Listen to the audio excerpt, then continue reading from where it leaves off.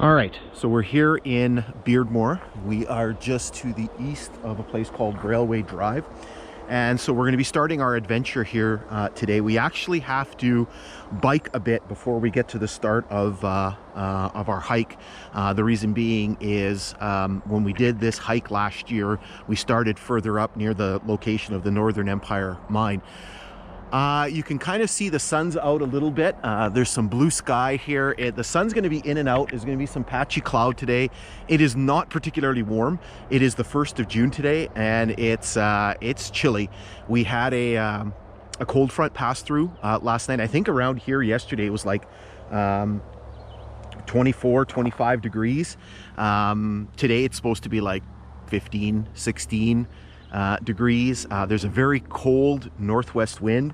I should be wearing my gloves. I'm not, but I literally have long pants on, and I have 2 long sleeve shirts on.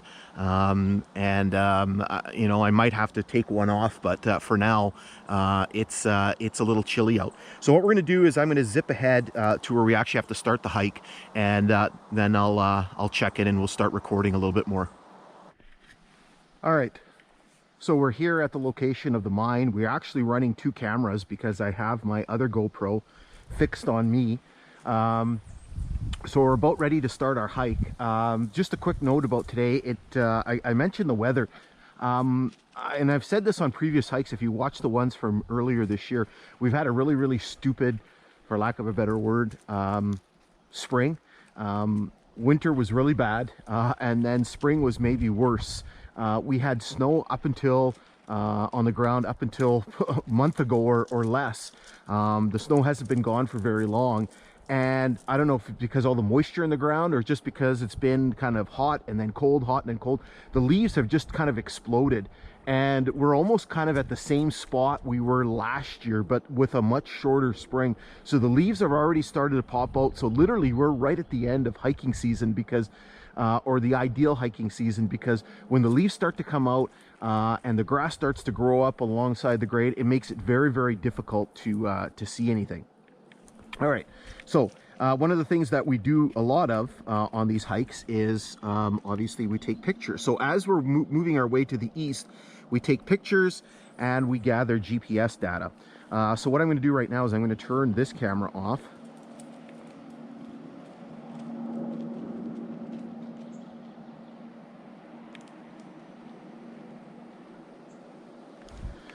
And so we have something to look for right off the hop, because somewhere here, if it's still here, is supposed to be the milepost 69 marker somewhere. Whole bunch of pipes down here. I'm guessing those are part of the mining operation. There are all kinds of pipes and everything here. I thought for a second there might be some sort of sign or something. Right, let's keep looking.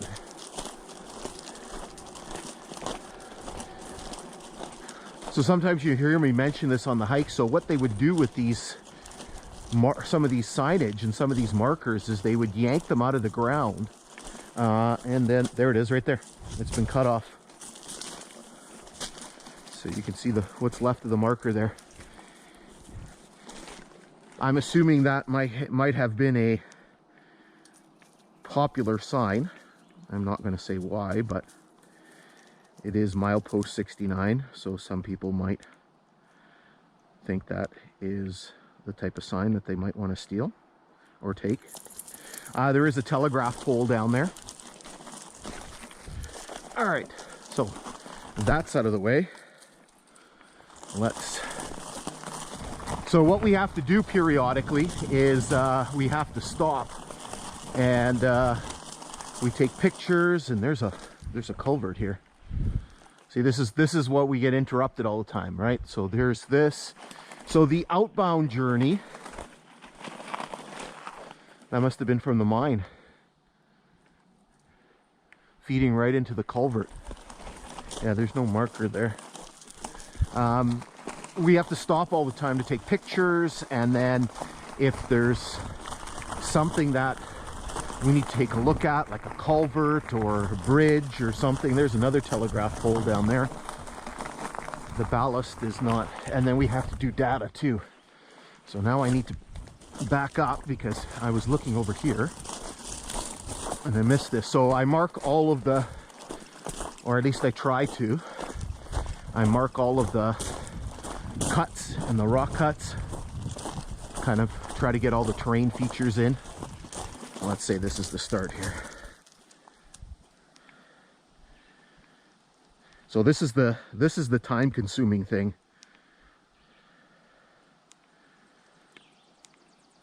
So our outbound journeys always take us way longer,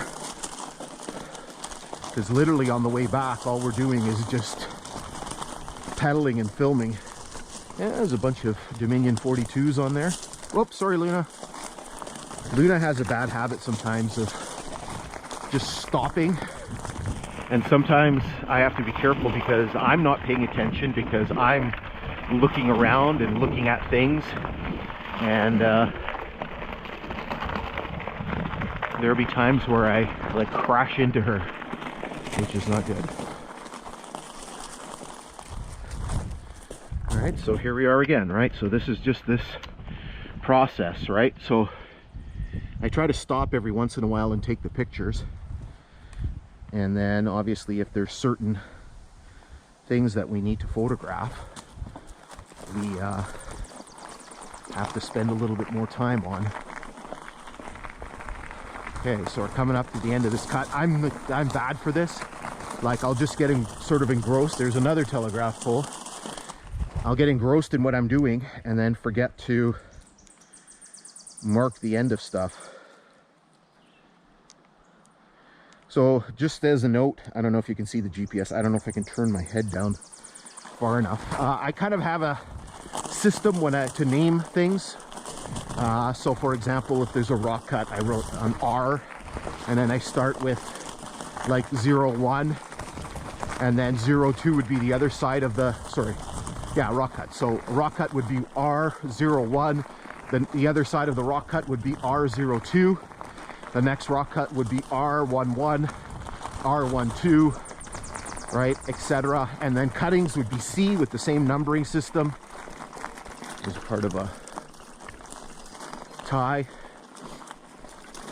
And then things like a tie would be T, a telegraph pole would be TL, if there's sort of a significant telegraph pole that I want to point out. See, it's not bad so far. So this has got to be, there was a few spurs here at the mine site. This looks like it could be a spur. All right, so let's mark that.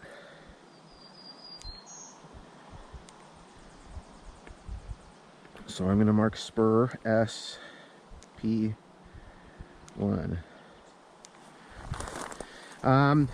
So in terms of, this is my crude marking system to remind me to stop. Sometimes I just completely miss them when I'm doing that. Just in terms of other things, so FL will be a flanger. The milepost markers, I put an M and then I put whatever the milepost is. So the last one we just passed there would have been M69. So milepost 69. There's another telegraph pole down there.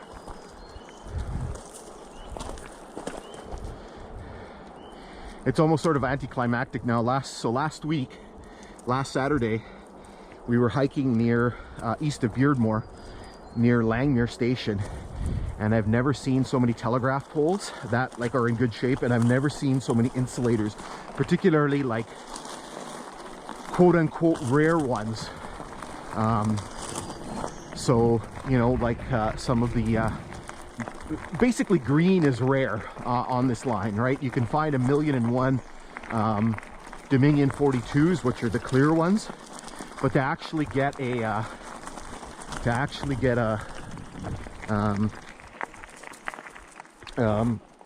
green one is pretty rare. All right, I got something coming up here. There's supposed to be a culvert here.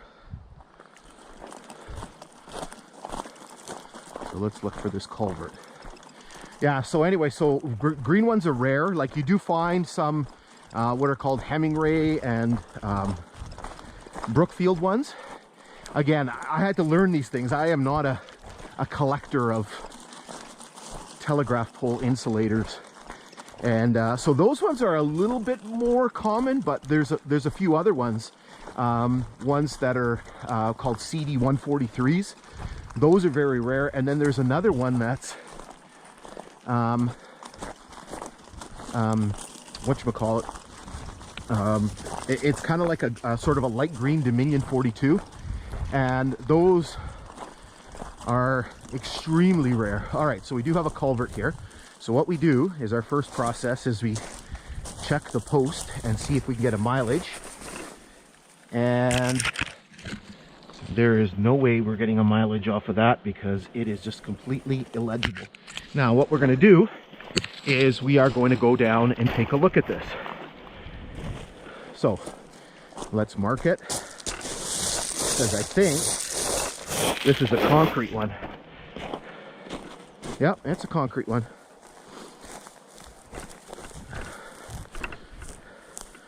And this creek bed is dry here. Okay, so what I have to do is I have to pause the video here. It's wet inside. I thought we could walk through. Have to pause the video here and then talk about the culvert. All right, so we've made our way down from the grade. I don't know, we're probably about 10, 12 feet down. So what we have here is, dog's going a little crazy.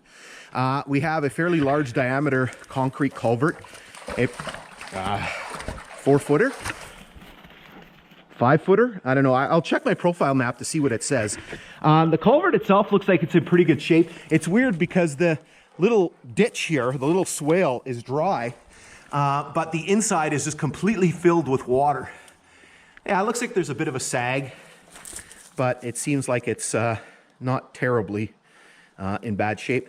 All right, so what we're going to do is we're going to hop the grade and go take a look at what's going on the north side. All right, so now, see, we always forget to do something. So now I have to go back up here, and I need to grab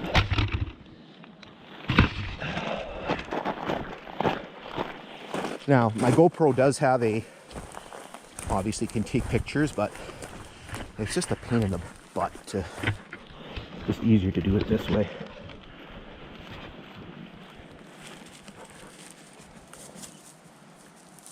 Okay, so let's go back up. The dog is just going like psycho.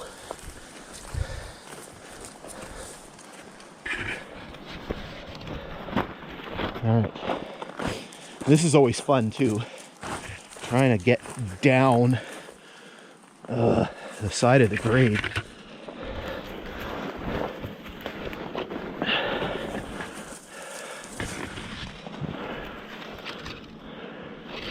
Yeah, there's nothing on there. Jeez. Some of these trees are brutal.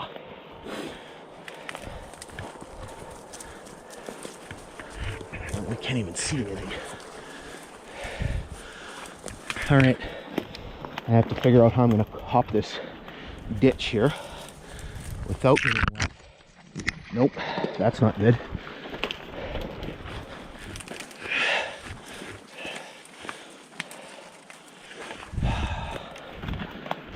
Try over here.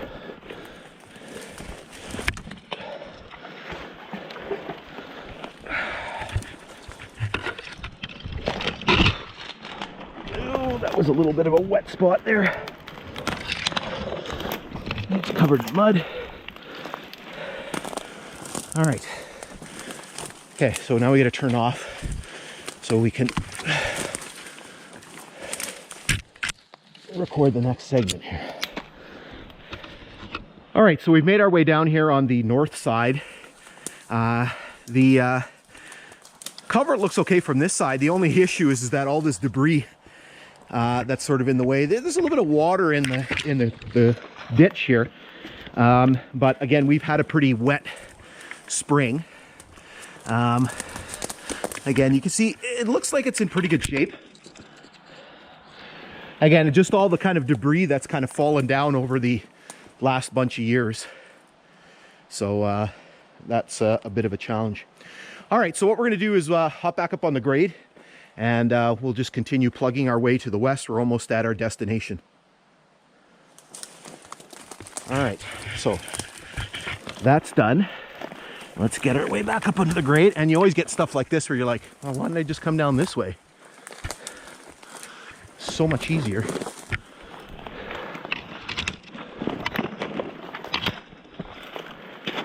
But at the time, I didn't see this.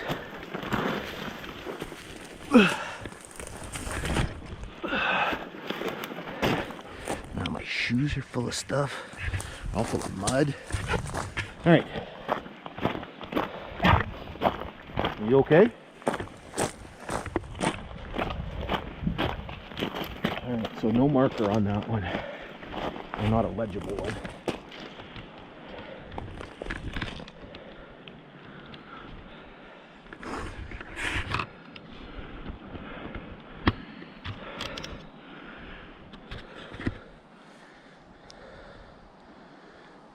Okay, so now we got to mark the culvert. So concrete culvert is con 1. Oh man. Oh, didn't take a picture of it. Well, wouldn't have made a good picture anyway.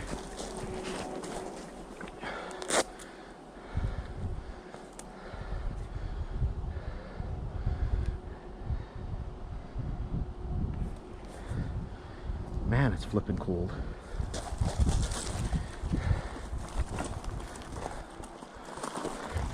I joke with my wife all the time that,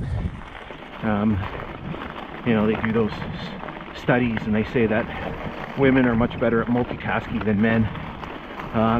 Case in point right there, right? I was so kind of engrossed in doing the video and talking about what's going on, I forgot to take the picture, but like I said, it wasn't particularly fantastic anyway. All right.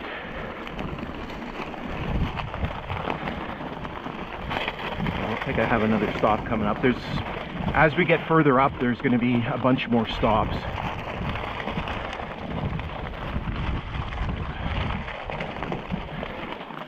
Another cut here. See, stupid weather. Now I'm starting to overheat a little bit because I have this layer on top. I have the second layer on. And I'm going to start to overheat. Just keeping my eyes out for anything that sort of jumps. Oh, there's a telegraph pole. Right beside the grade. As usual, all the quote-unquote good stuff is gone. So let's take a picture of that one since she's right beside the grade.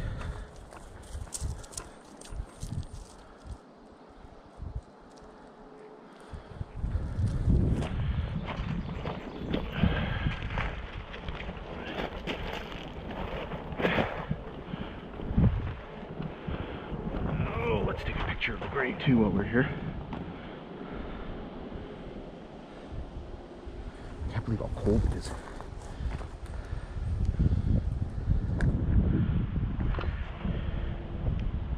Let's mark the pole. That wind is nasty.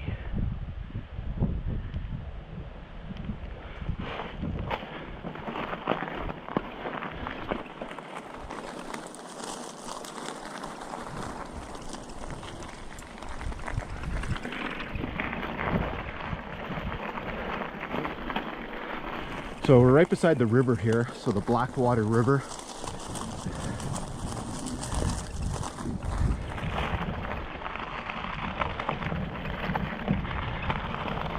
See? Drives me nuts. Engrossed in what I was doing. Forgot about the end of the cutting.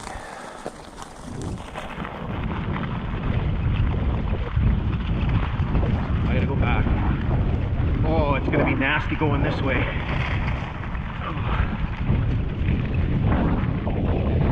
Pull my sleeves up. I gotta pull them back down. It's cold.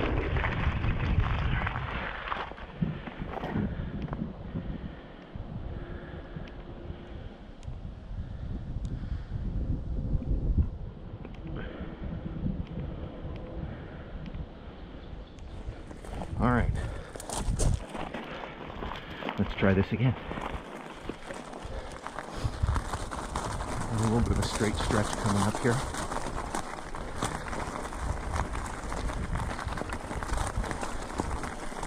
Ballast isn't too bad. Kind of comes and goes in patches here.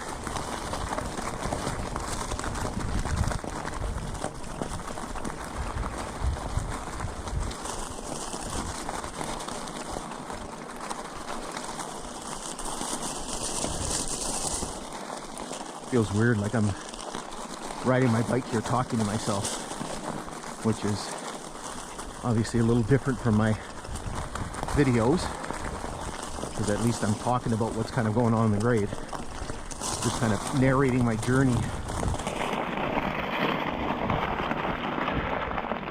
Get another cut here. So I've done part of this route.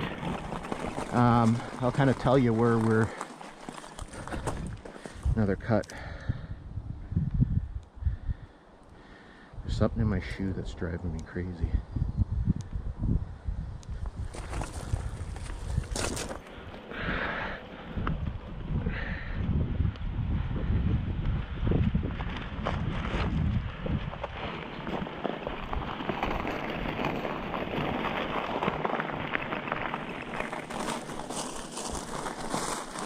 And the little gooseneck mount for the GoPro is squeaking, and that's kind of annoying.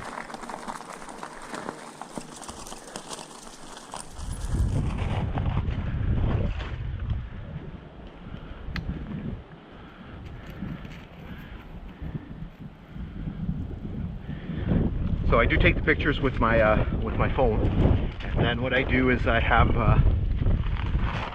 so I have to turn the ringer off. Turn the volume down because it will beat and such, and I also have the tracking app on there, Map My Ride, which is an Under Armour, I think it's an Under Armour app, so I record all my mileage and everything.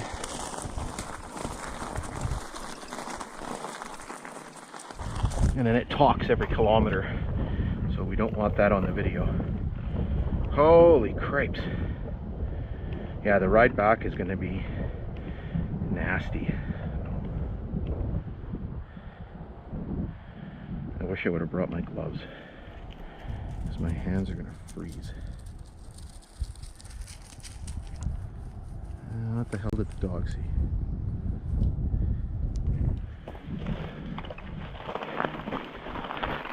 Okay, so we have a stop coming up. We're supposed to have, we'll see if it's still here.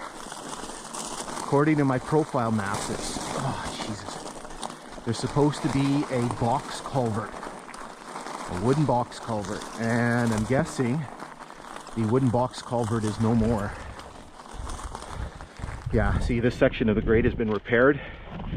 And let's see if we can read the mileage. I doubt it. It looks like it's in rough shape here. Yeah, that's just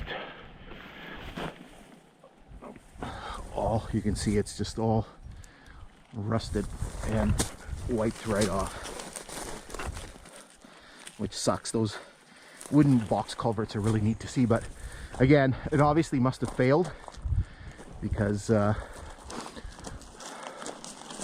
looks like it's been repaired. There's the bottom end of the telegraph pole there. And you can see the bank of the river.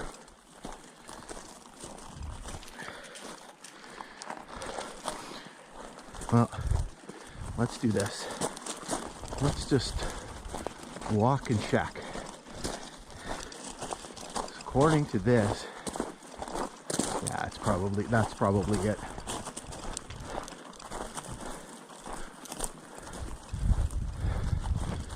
because I don't see anything else that could be box culvert here. Yeah, it was probably that and it got repaired. Okay, another cutting.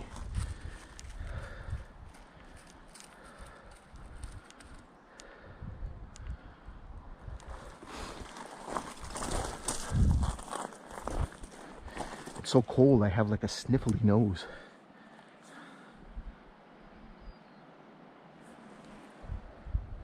Okay, let's take the helmet off here and check how the battery's doing.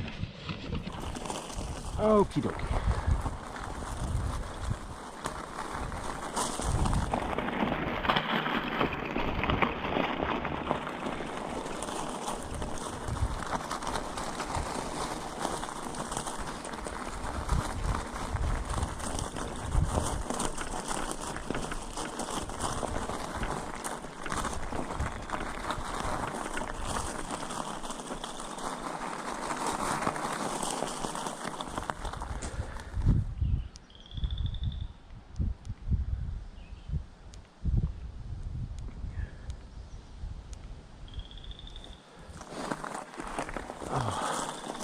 It's a little wet in here.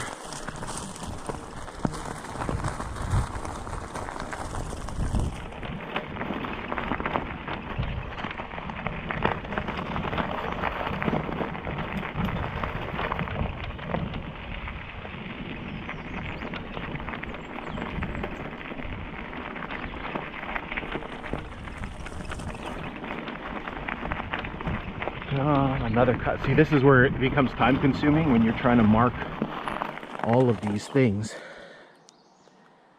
And you have to stop every 4 seconds.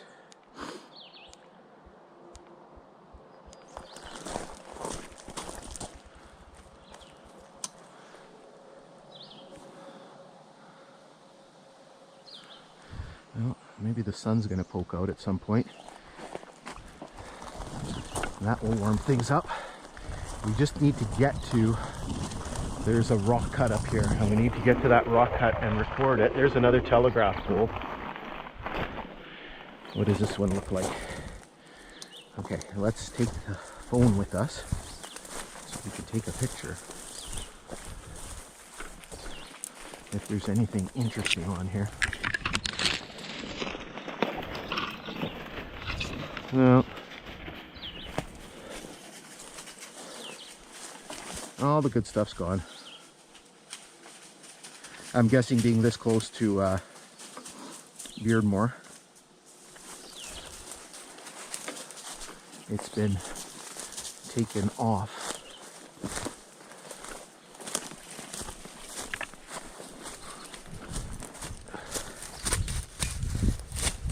This is strapping. I think this is strapping they used for the bundles of ties.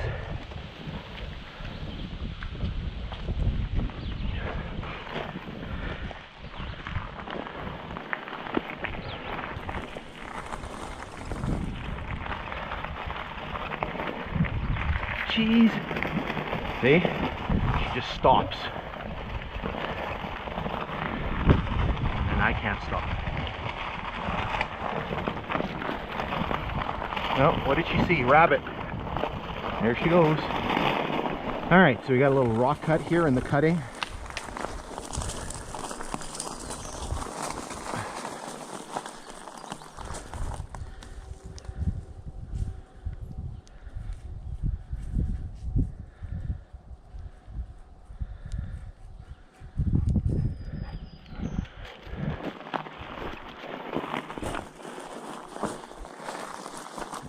Take a picture. You don't do any photography. The key with photography is just take a ton of pictures. Lots and lots and lots and lots of pictures. Now I'm debating whether I should record this or not. Maybe we should record this.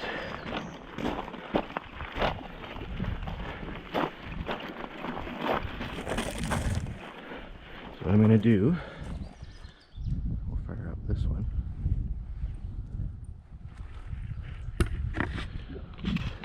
And we're going to stop the camera here for a second.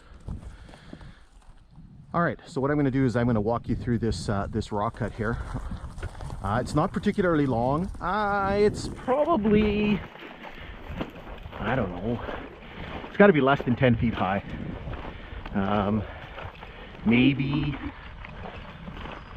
7-8 feet. Not particularly gigantic. It's part of a cut here that just sort of continues on.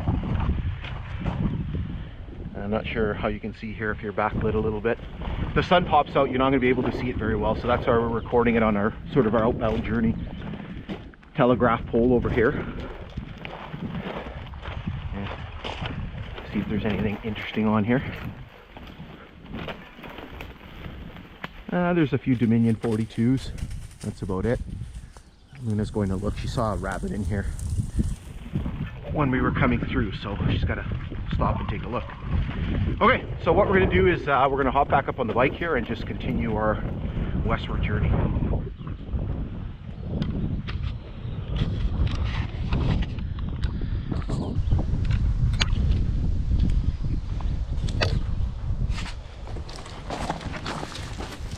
All right, I'm recording with this camera. We're maybe you can see me now. Before the sun was poking out, we were crazy backlit. So what I'm going to show you right now is one of the fun processes when I'm doing these explorations, which is a battery change. So battery changes are kind of interesting. So what I'm doing is I have two GoPros. This is my, the one that's on the helmet is my older one, my Hero 7. And then the one I'm recording this with is the Hero 9. And so with the Hero 7, it doesn't have a built-in kind of mount, so you have to use this little cage. And it's always kind of interesting trying to get it out of the cage. Sometimes when it's cold, I don't know, usually cold's not bad. It's usually when it's hot, it's bad. Everything kind of expands. Getting it out of this cage sometimes is a pain in the butt. So then I have to hook, because I don't want to get off the bike. I have to hook that on there, and then I have to unzip the pouch and get the batteries out.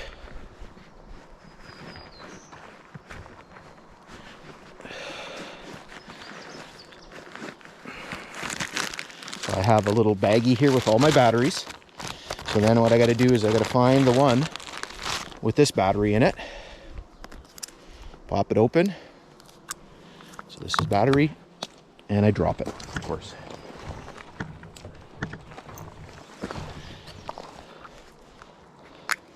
Usually I don't drop it. So that's battery. I have the batteries all kind of labeled. So now what I got to do is find the next, so I try to use them in order. So this is battery number 3. And I have the same sort of system with the other camera. This tactical vest here, I tucked them in right here. So I got somewhere to hold that. Now I need to put this back in the holder. Put that in there. Slip that on my head. Put the batteries back in the pouch. Zip the pouch back up so we don't lose anything. And voila.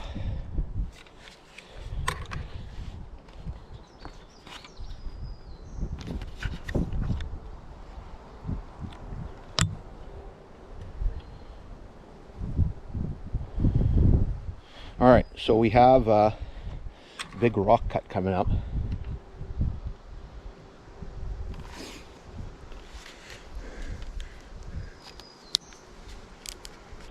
Which is kind of the big one on this section of the line. So maybe I'll leave you on here for a second.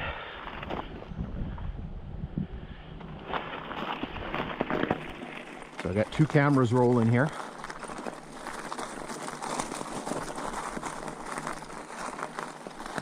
End of the cutting. Gotta mark it. I don't know what the heck cutting was this. 4, I think. It's always tricky to try to remember everything that's kind of going on. And this mount for this camera here is squeaking, and it's driving me bananas. Oh, a little bit itty bitty rock cut.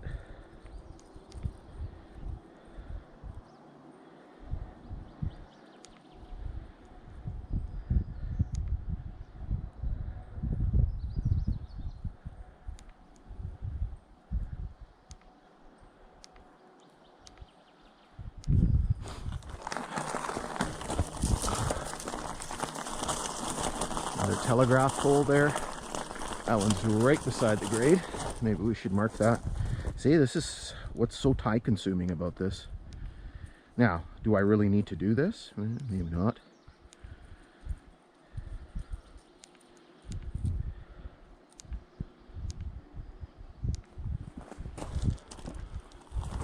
I guess we should maybe mark it.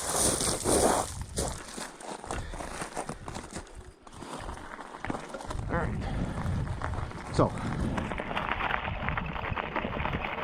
this is where, right up here, is where I've explored up to. So everything that way, there's another telegraph pole. Everything to the west, I hadn't done before, up to where the gold mine was. This is all explored. So I did this all last, I did a little bit, I'm trying to remember. I did a little bit in the summertime, and then I did some in the fall. So the boys and I came hiking here in October, and so we got right up to here, right up to the end of this rock cut. So now I don't really need to stop and mark anything on the GPS, because I think I've got everything marked.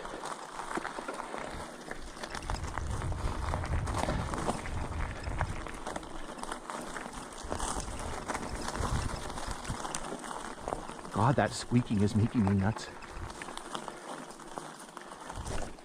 Now this is where it just gets time consuming here, because you want to stop and take pictures. Again, the golden rule of photography: take a bazillion pictures, and then you'll get some that turn out well. So right about here somewhere is the milepost 68 marker, and there she is right there. So it's been another one that's been cut off. There's a telegraph pole here. You can actually see a shard of a CD 143. So these ones are pretty rare. That one's busted, that's why it's still there. If it wasn't busted, it would be gone.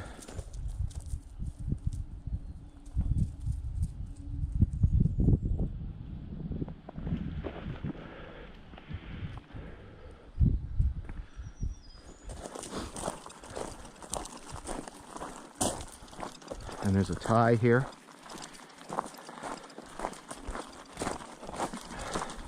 So this is all just one big giant rock cut. So what we're going to do is we're going to go to the end of it, and we're going to come back. And now that the sun is behind a cloud, we're going to, because if the sun comes out, you're not going to see anything of this rock cut.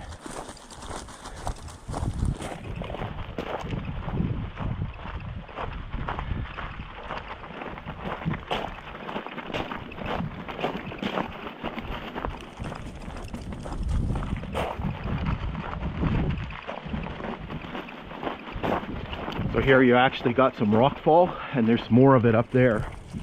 The bottom end of the telegraph pole.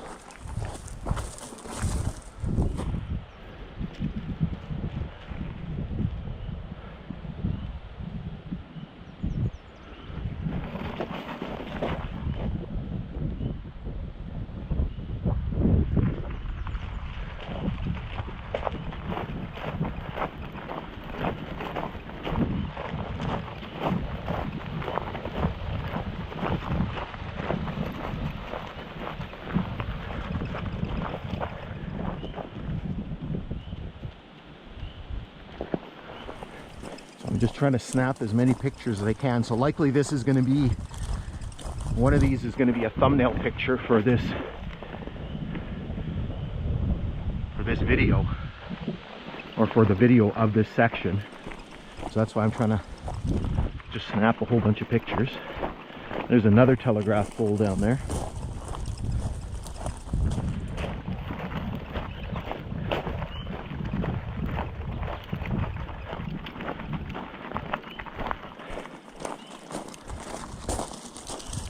So here you can see what I mean by the leaves. It's starting to get a little hard to see things. You wouldn't see it as well as if the leaves are all gone. So here you get this rock fall.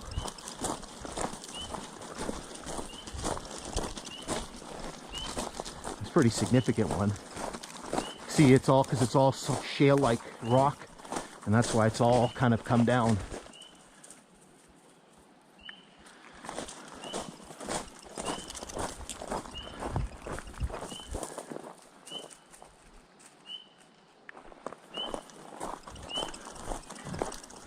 So the fun part about this is we have to stop and then come back and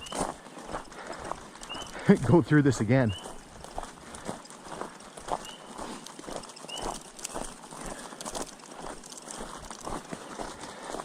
And now I'm back to melting. And then the wind's going to blow and I'm going to be cold.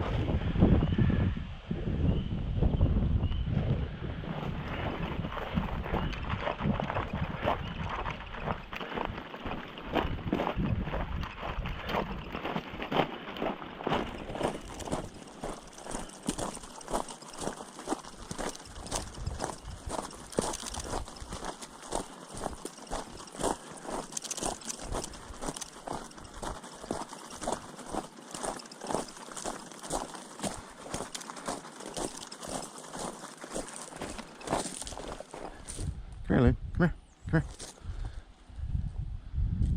Just trying to get Luna out of the picture so you don't see like a tail or her butt in the picture. All right, so we're gonna have to stop the video here.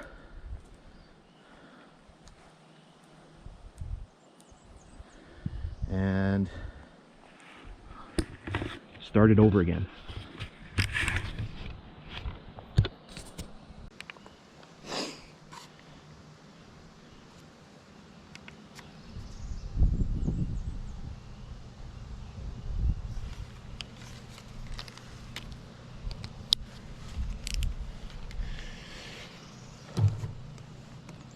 All right, so I'm going to take you through this rock cut. You can see that it's going to be mostly on the south side of the grade. There's going to be a little few things here and there on the north side. So here you can see the grade is not particularly high. This is a fairly lengthy rock cut. Here we're probably in the 7-8 foot range.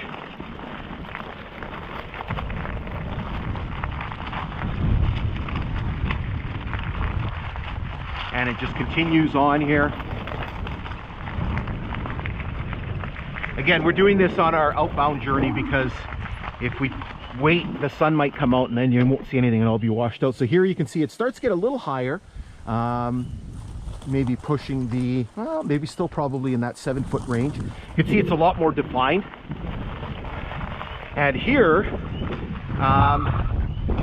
this is not sort of, this was not flagged as kind of a problematic area, but obviously you can see that since the rails have been pulled up, we've had some very significant damage done to the grade. So although this rock is very shale-like, it's very soft, and so you can see what's happened is water has gotten in there and basically has frozen and thawed and caused the rock to basically shear off from the side of the cut, and you've had all of this mountain of rock sort of come down. And again, you can see why that's happened. It's all this very sort of soft shale rock. And we've seen that in other places. So for example, by Pass Lake, we've seen almost the same sort of scenario, almost the same sort of rock. And again, you can just see sort of that layered shale appearance of the cut. And so here the rock cut just continues.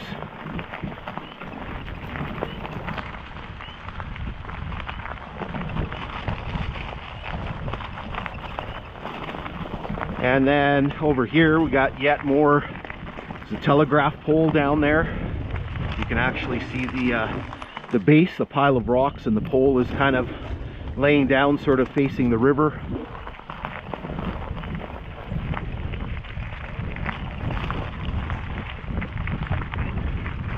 And then again, the cut just continues. Here it gets a little higher. So even back there where the rock fall was, they're probably over 10 feet.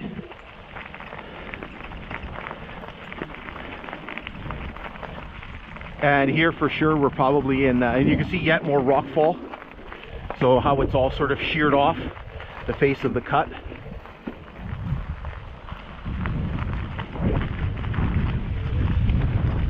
Oh, that wind is nasty when it blows. And again, it's just a long rock cut here because it just continues.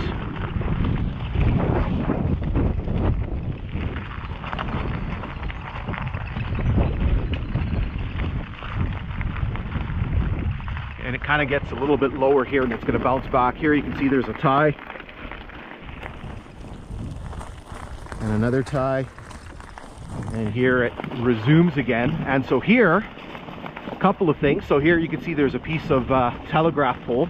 And you can see a very rare thing on there. It's on there because it's broken. You can see there's a piece of a CD143 insulator. Anything green is very rare on here. And here, this post sticking out of the ground, which has been cut off, that is the milepost 68 marker. I don't think the marker is here. Let's just have a quick look. You can see the part of the telegraph pole here. There's something in my boot. It's driving me crazy. Sometimes they'll cut them off and just huck the milepost marker, but I don't see it.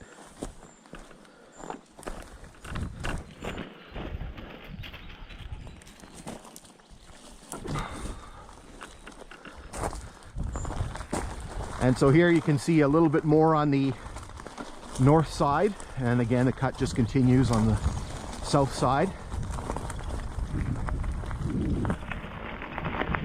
And so here the rock cut begins to sort of peter out a little bit.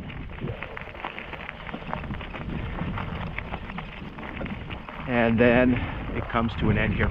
Okay, so we're going to hold up here for a second, and then we're just going to resume our journey to the west.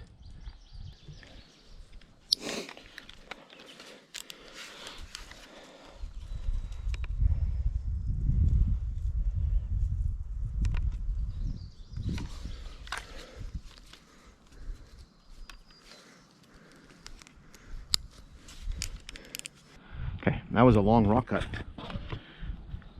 That was a 5-minute video going through the rock cut.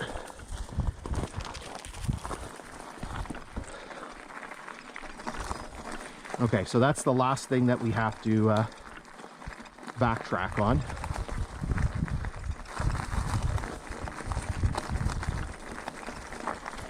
I'm just trying to clear a... I hate when there's notifications on the screen of my phone. And this little gooseneck thing for the other camera is squeaking and it's making me crazy.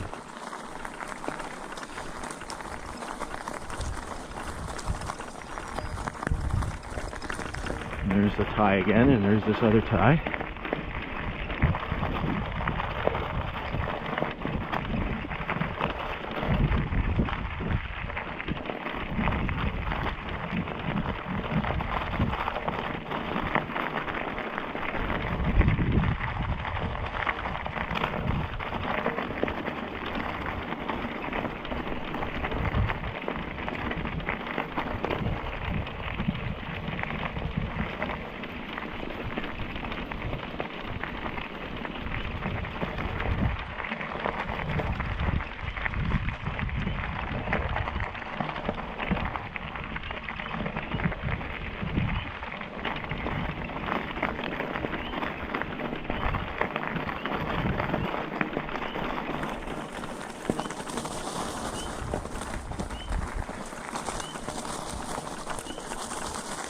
All right.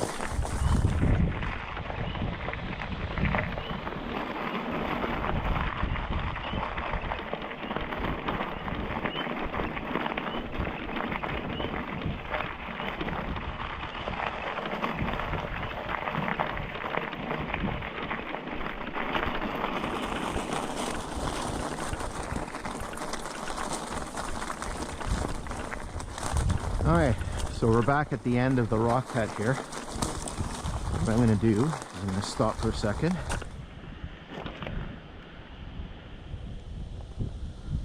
And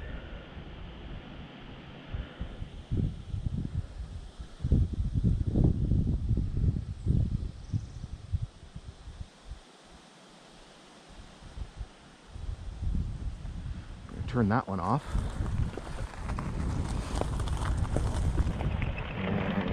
And I'm going to keep going.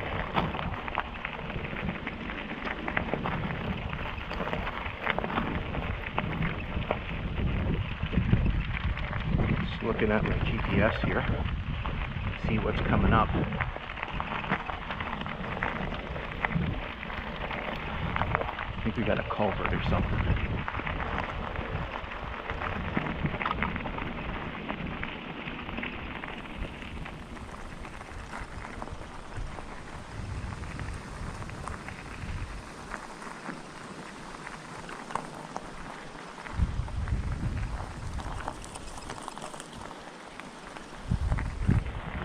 So this is one of the joys of doing this. You always got to be on the lookout for stuff. Okay, what do we got here? Oh, we got a stone culvert. Okay, so we have to stop here for sure. Let's mark it. And let's take the phone.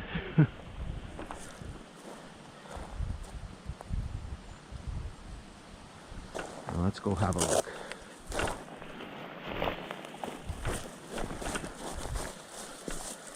So these things are pretty rare to see a stone culvert, and this one's in pretty decent shape. And there's some rock that's fallen.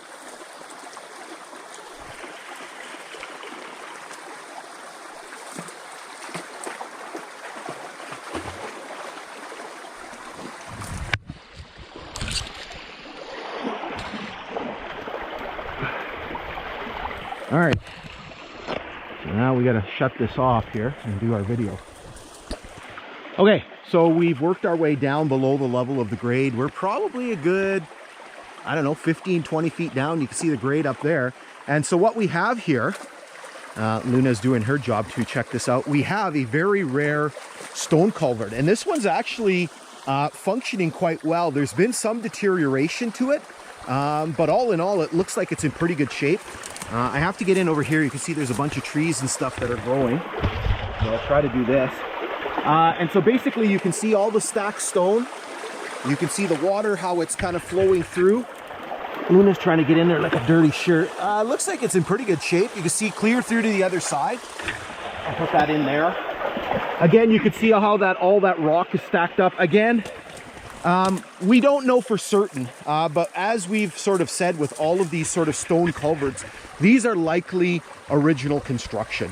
Again, they're just using sort of the natural stone that's in this area, these sort of slabs of stone, and just sort of putting them on top. And again, it seems like it's functioning very, very well. Remember, this railway line was completed in 1914. And so, you know, we're 108 years later, potentially, and this is still working very well. All right, so we're going to hop over to the north side of the grade and go have a look there. Okay. Dog's running around like a nut. Okay. So let's hop the grade here.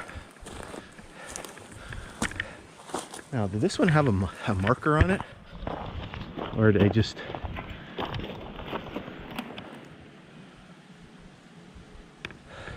And this is called Pauline Creek, I think. I have to mention that when we go down the other side. All right, now let's figure out how the hell we're gonna get down here.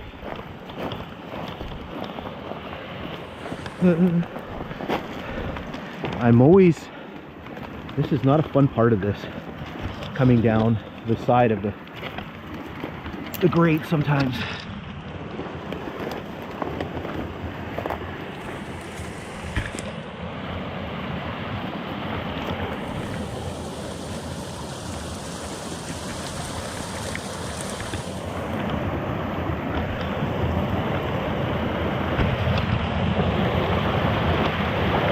Okay, we got to stop so we can restart the segment here. Okay, so we've made our way down again. We're a fair ways down.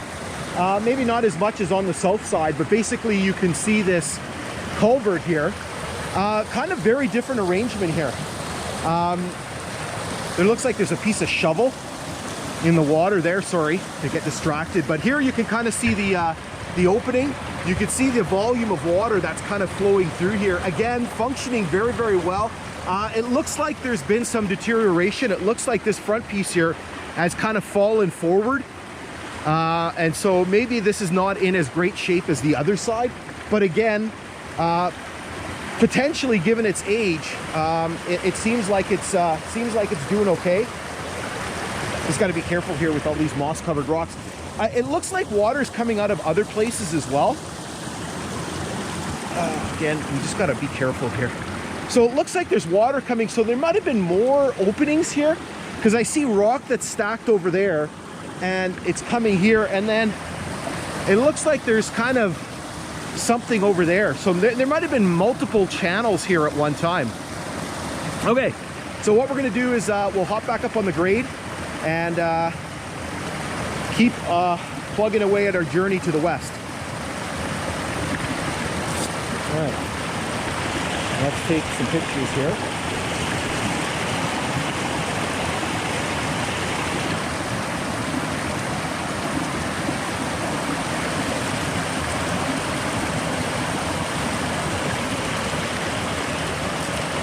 Okay, and now let's make our way back up without killing ourselves.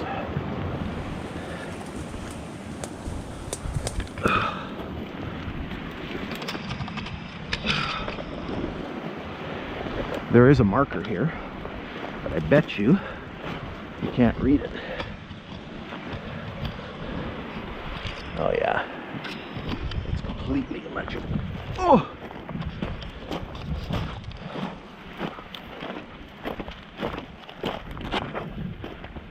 Maybe we should take a picture of the grade here.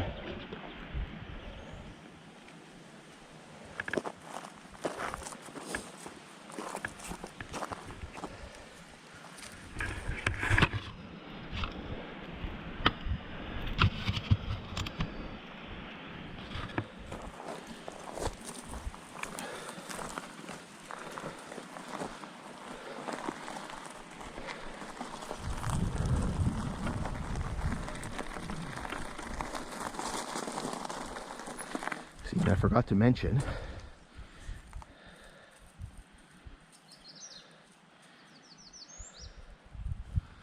and here, pretty sure there was a mine here. This is called the Spooner Mine, and I'll talk about that in an episode. You can see that there's what looks like a spur here,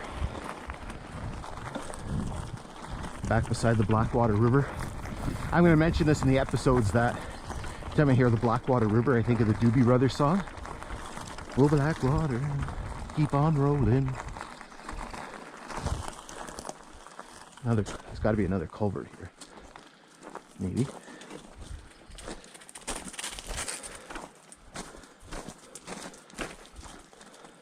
I don't know, there's a lot of rock in here.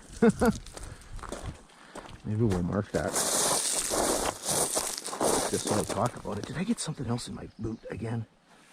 There's something in there that's making me crazy.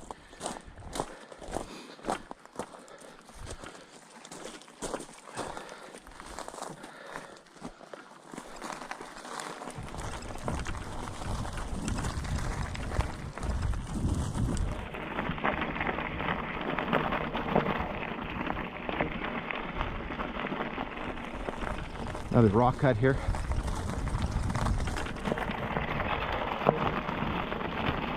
Actually, this one's pretty big too. I might have to record this one. Yeah, because the sun is coming.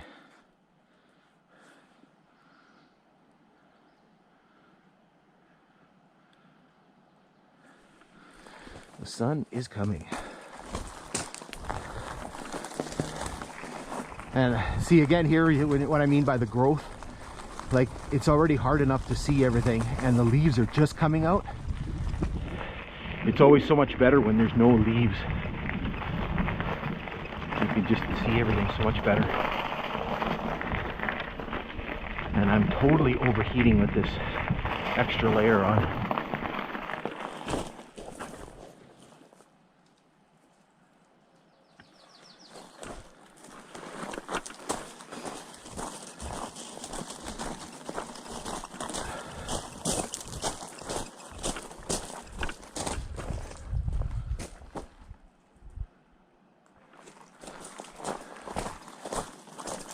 Yeah, I better record this rock cut too.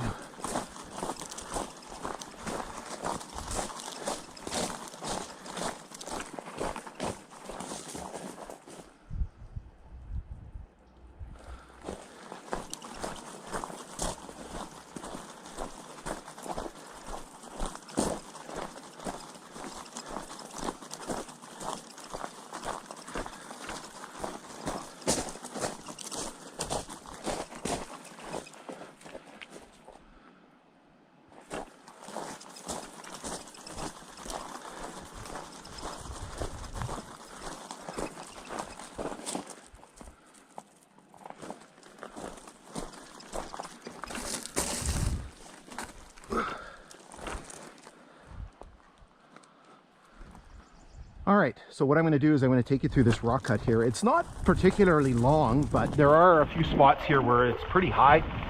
Maybe if I back away here, you can see it a little bit better. So here we're probably in the 8-foot range, maybe pushing 10. Here's where it starts to kind of take off a little bit. And here again, you can see the challenges of, as the leaves start to come out and it becomes increasingly difficult to see things. Here we're well over the 10-foot range. And here, this is the highest peak. You can see there's a little bit here on the north side. Here, we're probably in the, I don't know, it's got to be at least 15 feet, if not more. You can see, it seems it appears to be a kind of a different type of rock here as compared to some of the other places. So there's going to be another rock cut that we're going to see a little further up, and the rock looks very different. So here, that's probably got to be in the 20-foot range, if not more. So again, pretty high. Hopefully you can see everything okay. I'm not sure how backlit you are. Certainly the south side comes out very well. Here you can see it continues on. The growth is really starting to obscure this this cut.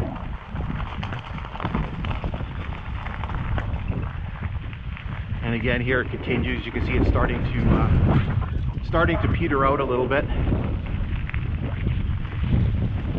And here's where it eventually comes to an end.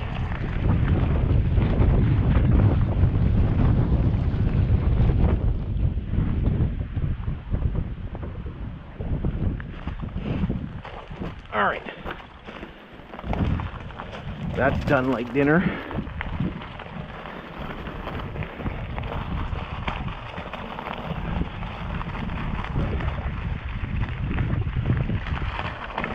Got to be coming up on next milepost soon. So this hike is about 4 miles long, or a little bit over 4 miles, maybe 4.5.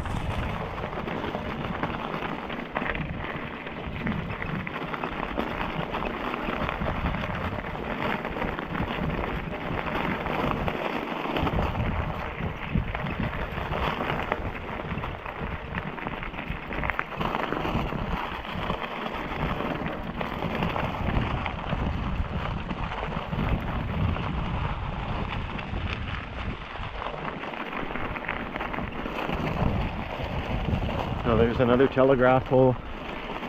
So as I mentioned before, this is kind of really at the end of this ideal spring hiking season. You can see all the leaves and everything are starting to come out. The ground cover is really starting to fill in, and that makes it very difficult to see things. I do some hiking in the summer, particularly on the more eastern sections of the railway line, just simply because it's far away from my house and my camp, and it does take me a while to sort of get there. And so you know, you can't sort of always go in the spring and things like that. So We do have another culvert here. This one has a marker on it. No, this is just a metal culvert. What does this one say? 67 point something. Where's the marker?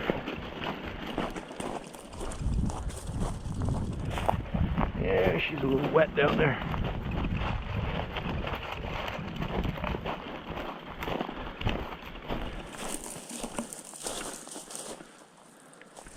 What the heck? I'm gonna have to read this one off my GPS. I cannot see that at all.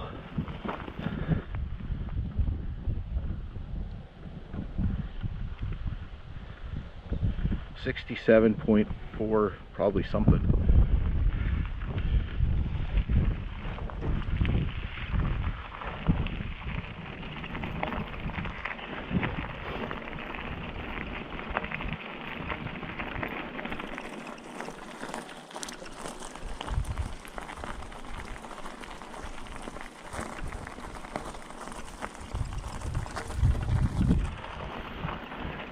Telegraph pole in here.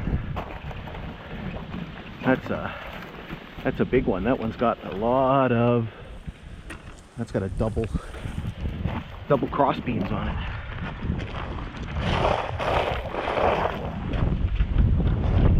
Oh man, that's gonna be brutal going back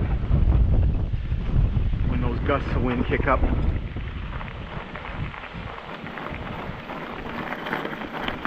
Yesterday, when I was at home, we had like 80-kilometer-an-hour gusts. It was crazy. There was like trees uprooted. I went and picked the boys up from school, and we went to go to the gym, and the gym was closed because they had a power outage. There was obviously an outage in the area, and the gym was shut down. So we missed leg day yesterday, seeing as we were. Here's another telegraph pole where I'm going to be away parts of this week, so maybe I should take a picture of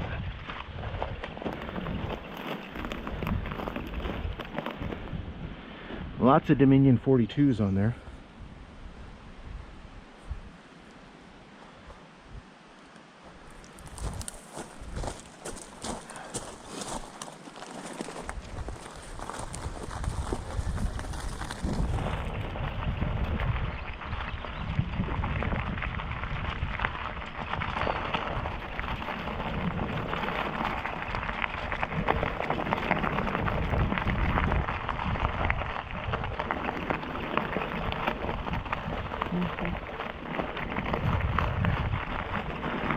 One of the funny things is that when I'm doing the videos and I watch them back as I'm biking, sometimes I don't realize things that I'm doing. So there's times where when I'm playing it back, I notice that I'm humming.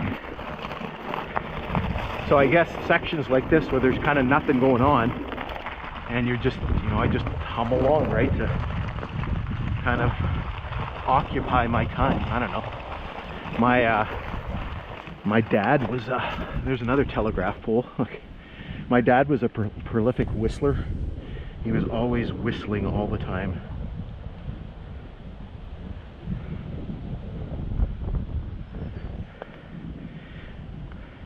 My dad was the one that kind of I wouldn't say got me into this, but my dad certainly had a love of the outdoors. Let me see the telegraph pole here. And he liked more than anything just to kind of walk. And I think maybe that's where I sort of get this idea from. My dad liked to kind of see things and do things. And so my dad passed away in 2007. So it'll be 15 years now that he's gone. Sometimes it's hard to believe. Look, there's another one there. Lots of telegraph poles on this section here. Sort of hard to believe it's been sort of 15 years. And Again, one of those things where, you know, sometimes you don't realize how much somebody sort of affects you until they're sort of gone.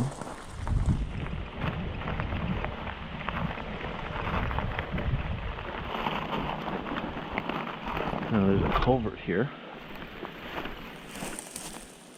Did I actually get a mileage count off that? I did. Wow, shocking. There's another telegraph pole. It looks like there's a busted green one on there. Wow, lots of telegraph poles on this section.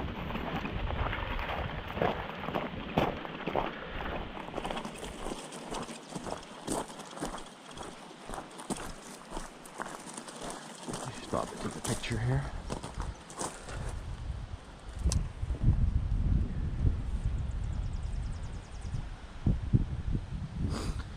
Yeah, we're gonna get. This would have been the ideal time to do the other video. We're gonna get a lot of shadows and things on the video. What are we gonna do? There's not much we can do.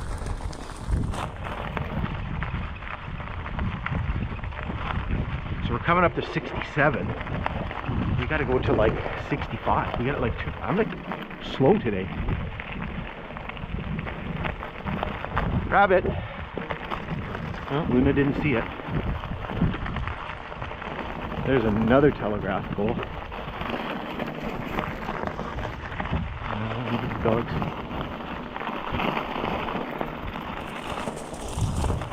All right, there's 67. So this one's actually got a standing marker on it.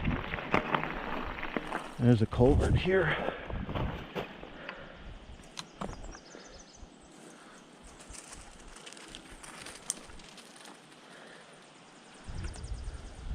Where the heck is she going?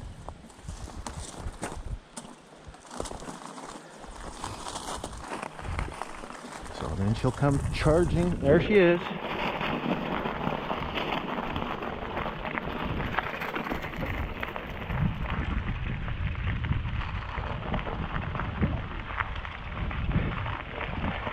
It's funny because then on the way back she's gassed and she'll be lagging behind because she's kind of blown all her energy on the way out. Somebody must have taken, I'm positive there was a green insulator here somewhere. So there's the 67 marker. There it is there. Oh, this is a different one. This is a Hemingway 21. Wow. I've never seen one like that. Okay, we're gonna pause here. I might be out of battery juice, so I'll have to check the battery and take some pictures and all that kind of fun stuff.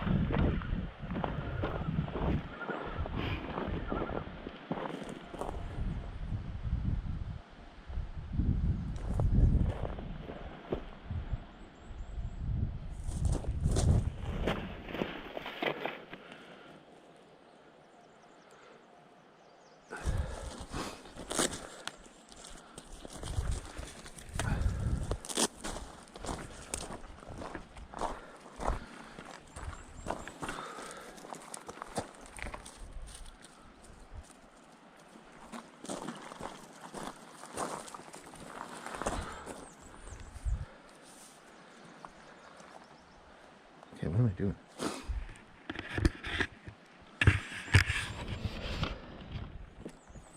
All right, now we have to go over here, and there's another culvert, a concrete culvert, I think, or that's what I marked.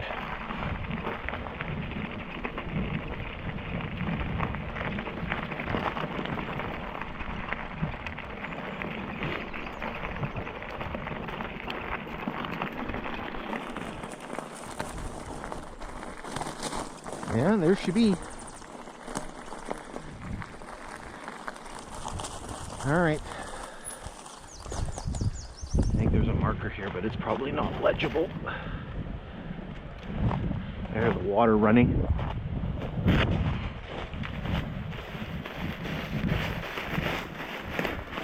This one's a big one.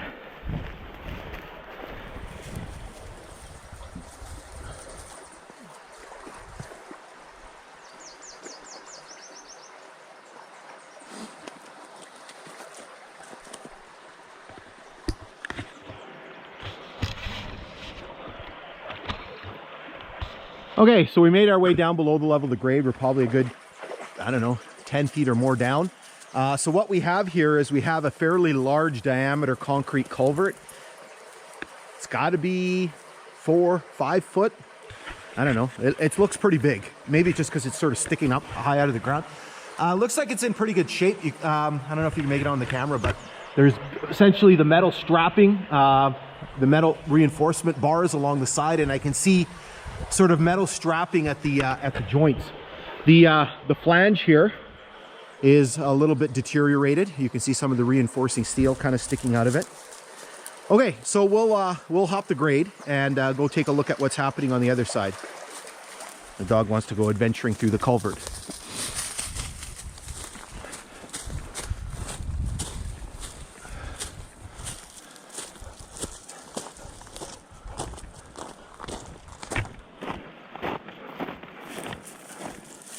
Oh, she's a little steep here.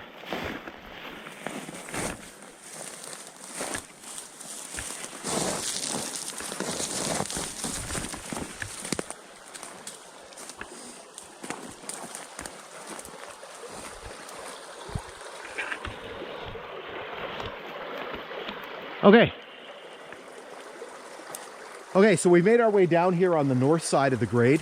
You can see the culvert opening. Again, looks like it's in pretty good shape. Does seem like there's a bit of undermining that's happening. I don't know if you can see it. The dog's on top of it now, but actually I could see some timber in there.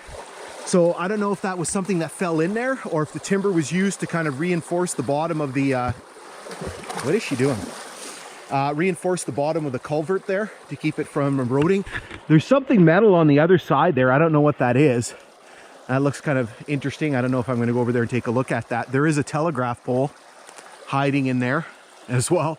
So we do kind of get a little bit of a 2-for-1 in here. Okay, so we'll hop back up on the grade and just continue making our way west. All right.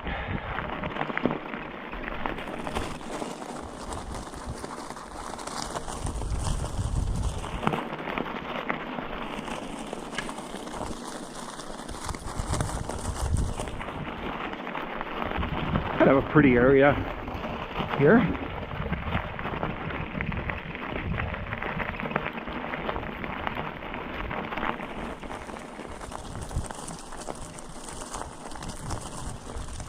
What the heck that was?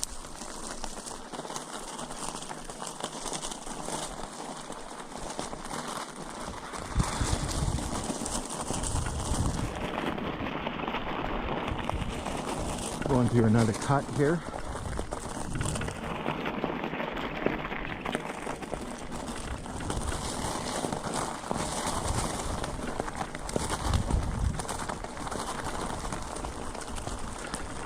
Another telegraph pole up there. Wow, lots of telegraph poles here.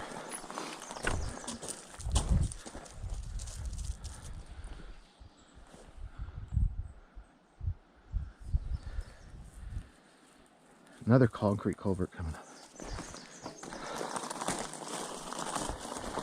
Gotta go up and down grades a lot today.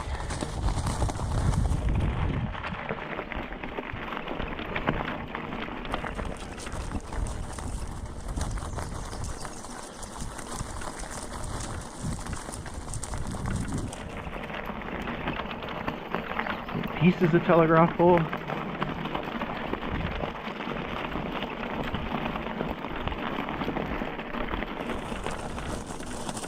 Piece of a Armstrong insulator. Wow, I hate when I do that. You start looking the wrong way and then you end up drifting in the wrong direction. All right, I guess we got to go take a look at this one. Do we have a mileage on this one?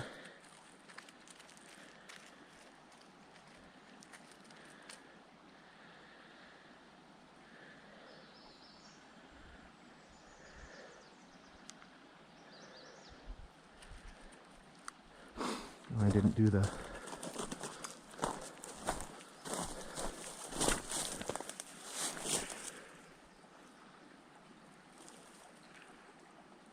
something 0.62. That would be, we passed 67, this would be 66.62.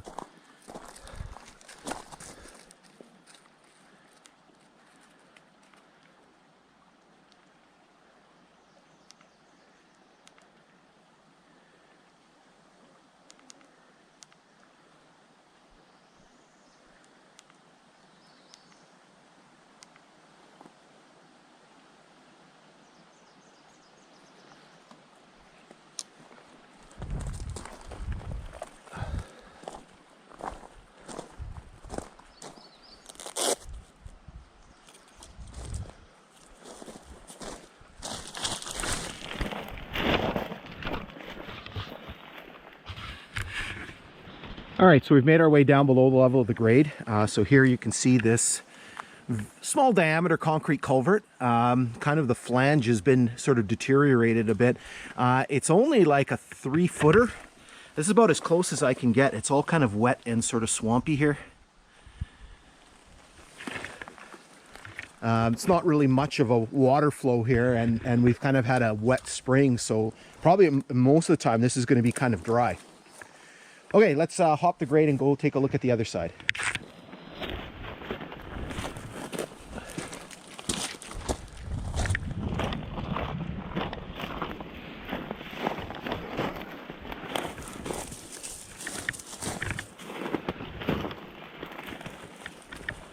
I don't know if we can even see it from here. Oy. The things that I do sometimes. Okay, so you can see the north side of the culvert, and the water's flowing to the north towards the Blackwater River. It's really difficult to kind of get in here and see anything. There's a lot of sediment that's plugging up the culvert. You can see there's just a little bit of water flow that's coming out. You can see there has been some deterioration. So I can see one of the joints is coming apart there. Okay, so let's hop back up on the grade and just continue our journey. All right, so this is what I mean when it's so much shorter on the way back. Like, our outbound journeys are so slow. I've been at it for an hour and a half now, and we still have a bit to go.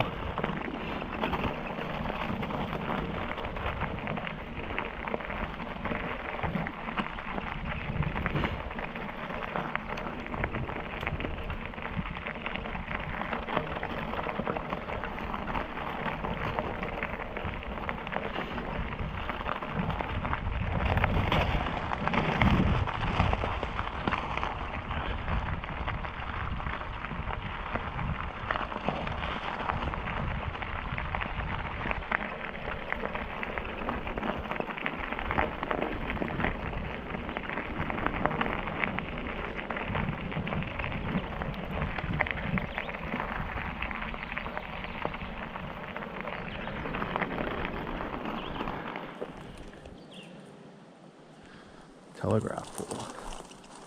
I don't know what's in there.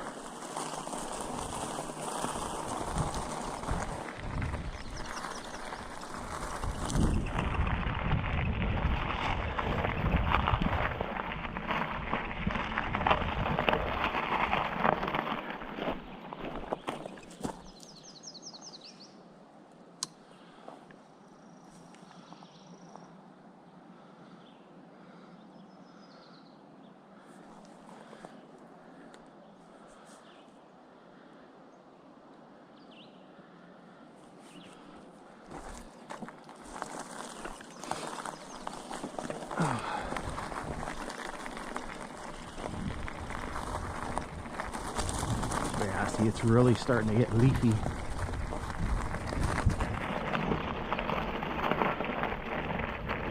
Makes it hard to see things.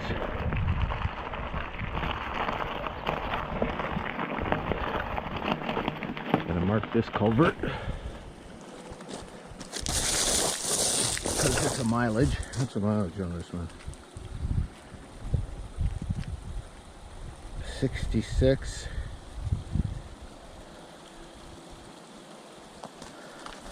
66.47.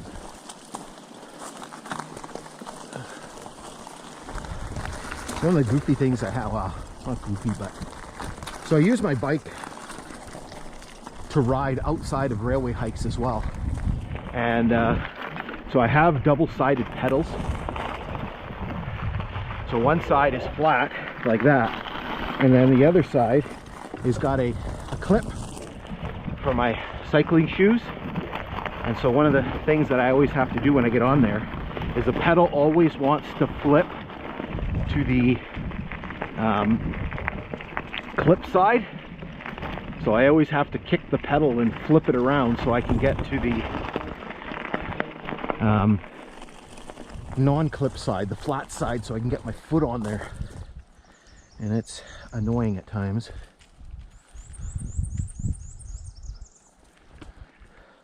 Yeah, the sun's gonna come out and everything's gonna get washed out. I wish the cloud would have hung around a little longer on our outbound journey, or inbound journey, sorry.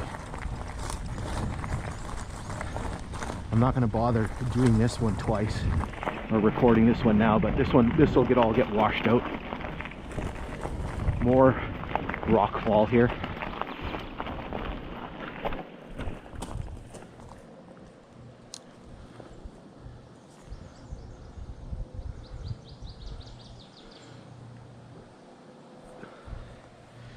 Hear the river running. I always have to be careful when I put my phone in the holder here. It happened to me twice last year, but one was bad. I guess it was the holder, the arm was pushing up against the home button, and it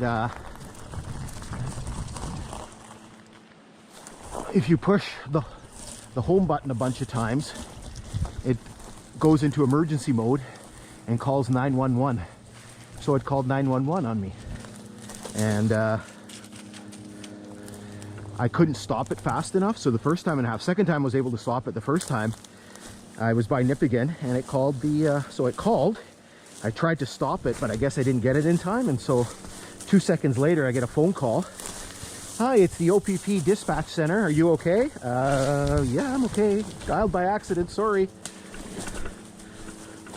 All right, telegraph pole here. Lots of busted stuff on here. All the non-busted stuff is gone. So we'll take a picture of that.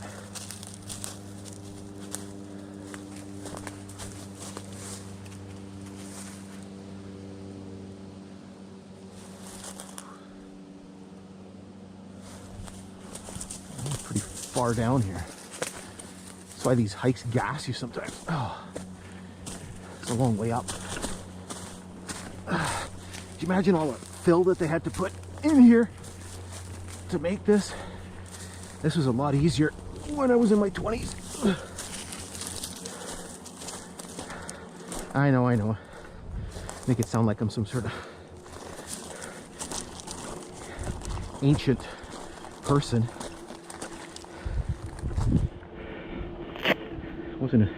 Not as spry as I used to be.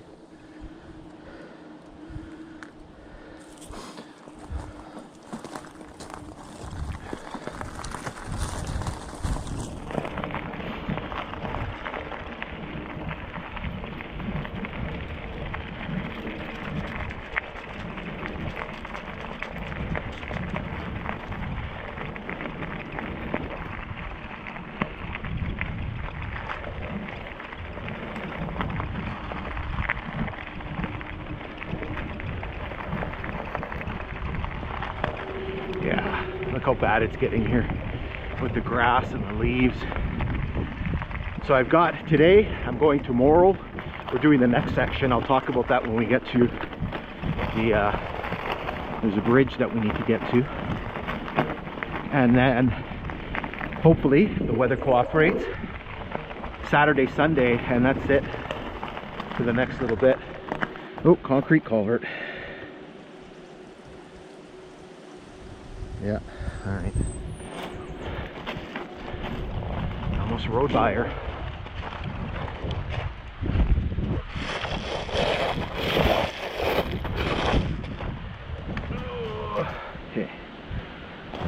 phone.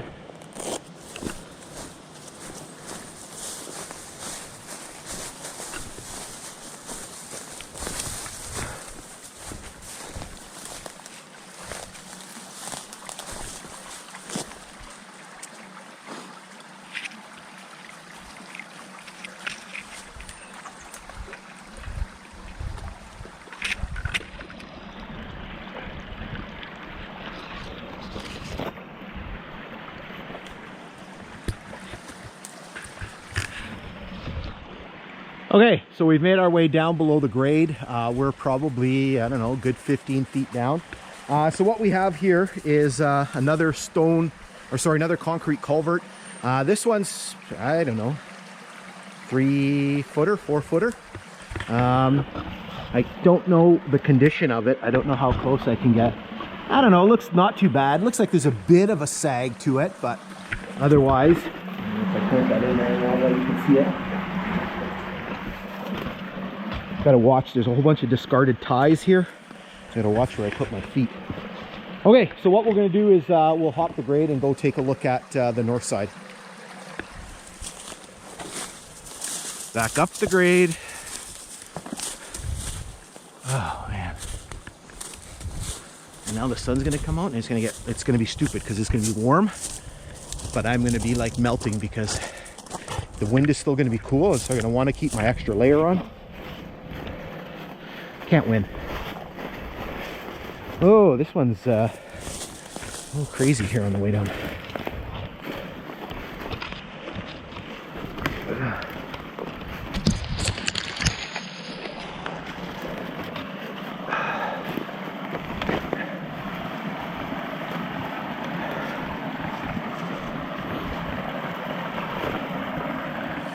Okay, so we're down here on the north side of the grade. I do apologize, the sun's kind of coming right at the wrong angle here, and so it's coming right into kind of the lens of the camera. Lots of growth here. You can see there's some big trees growing. Here we can see it a little bit better. It looks like there's some displacement at the other end, but other than that, looks like it's okay. Luna's having fun. What is she yanking on in there? And splashing water everywhere.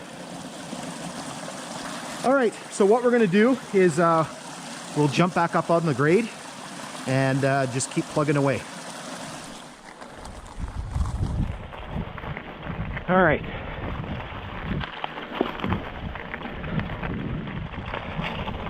Let's keep going here. I don't know what your glare status is as the sun starts to come out. I'll try to keep my head down a little bit,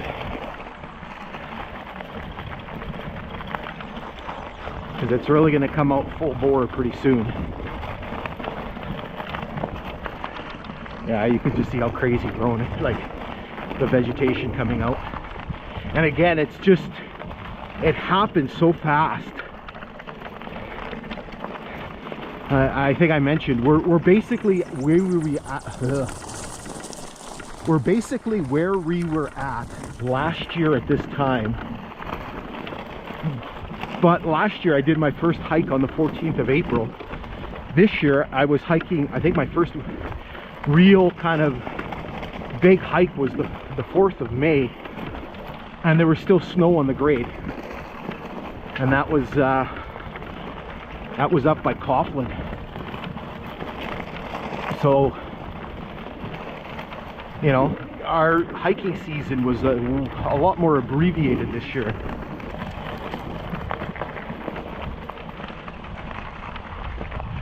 You know, if you were kind of using the same metric, we should have had a little bit more time before the leaves came out, but you can't really dictate to nature what she's gonna do. Whole bunch of telegraph poles here.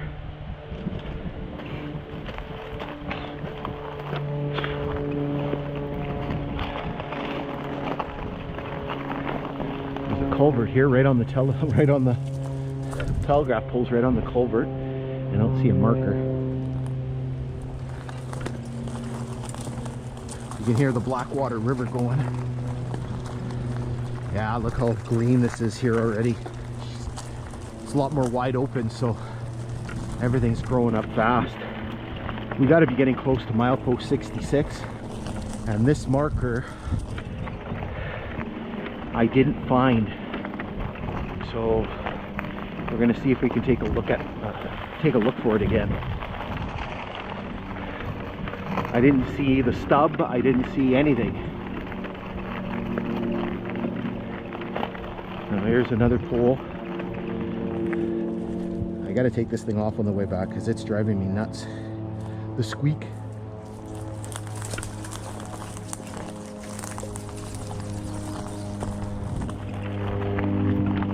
The squeak is making me crazy.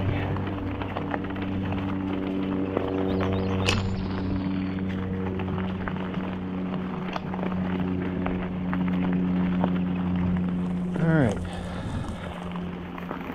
I think last year when I was here in the fall time with the boys, I think I walked beside the grade here. I did this, and I did not see that marker.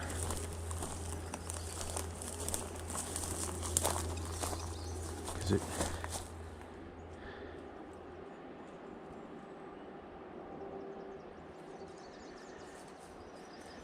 it should be somewhere in this area here. Here, and there's like a window. There's kind of like because you try to, what I try to do is I try to measure them off the other milepost markers, the ones that I know, and so you try to give yourself sort of a range of where it might be.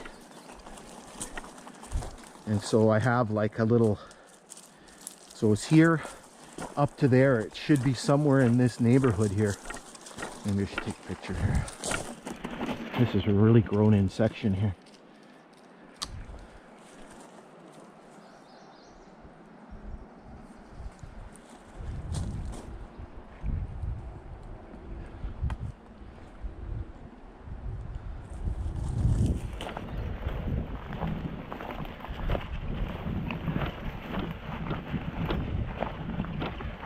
So we know where 67 is, we know where 65 is, and so using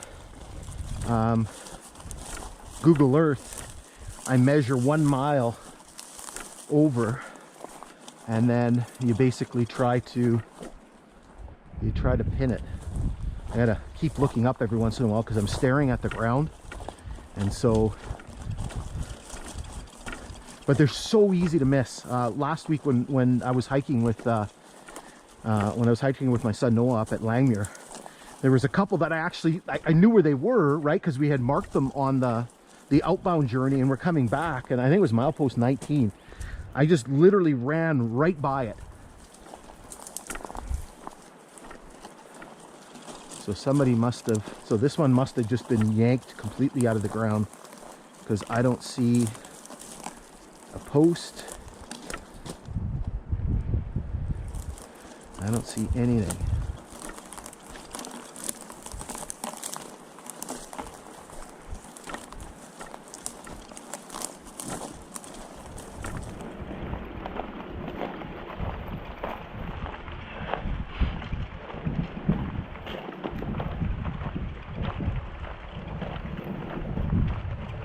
But again, you can see how difficult it is with everything that's growing up here. It's so much easier when there's no vegetation at all.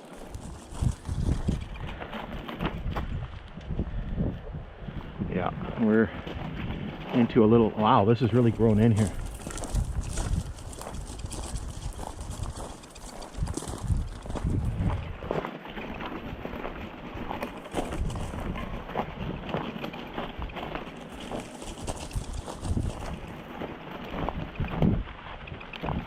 And we got a little bit of a rock cut here.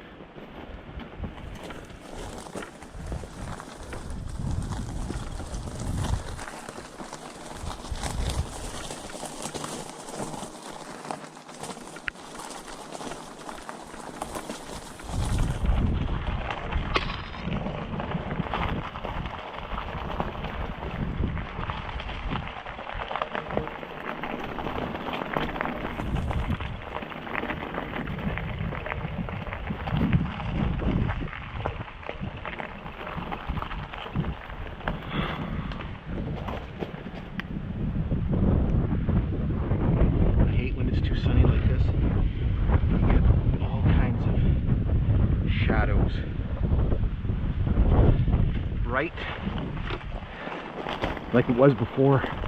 Kind of a bright overcast is the best.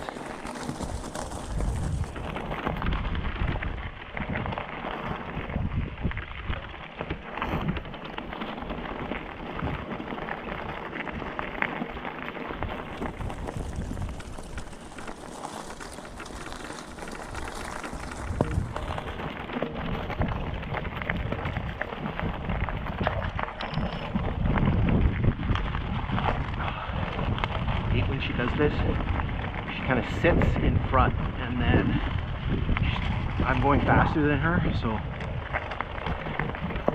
I don't want to run her over.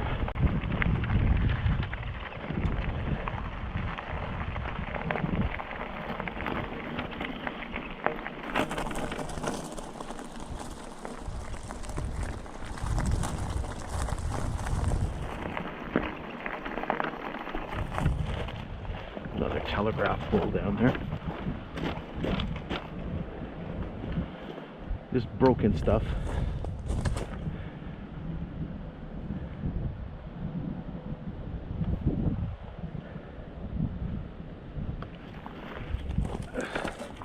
See how wet it is? All this kind of water beside the grade.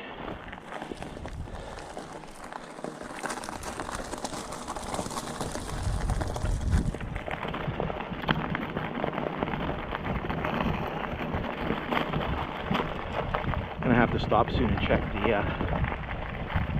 the battery.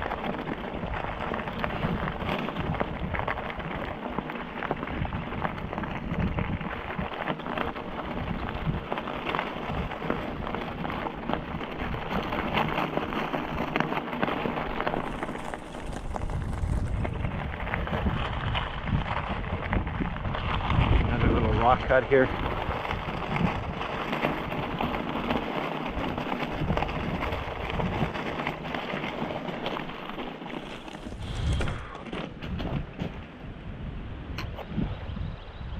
Then come here.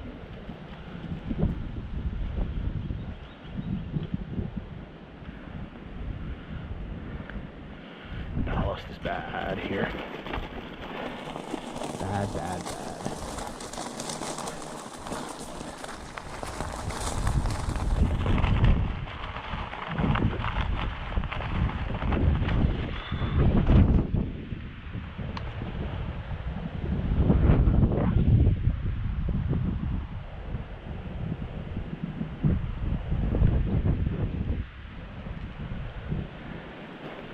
Alright, we'll go to the end of the cut here and check the battery if it hasn't already died.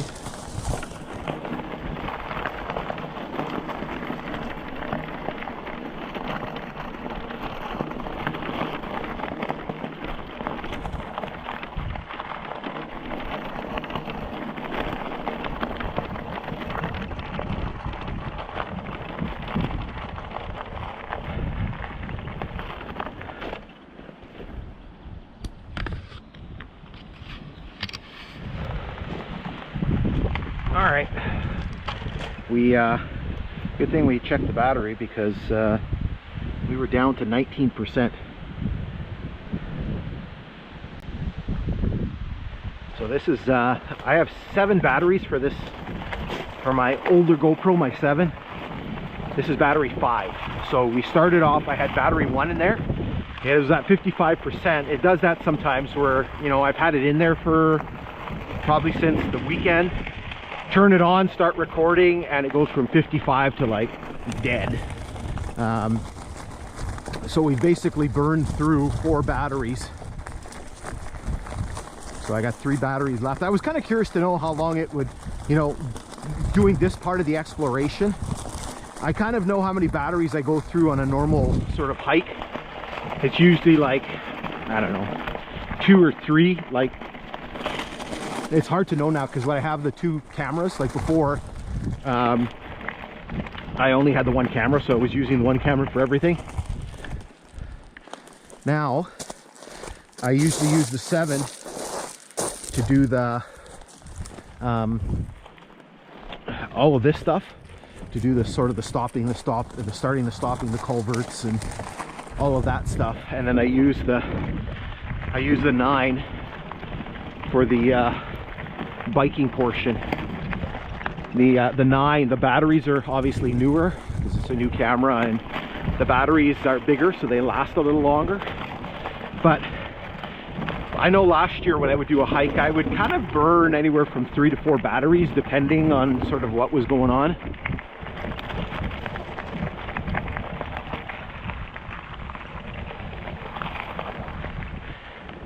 The squeaking of this gooseneck mount is making me crazy.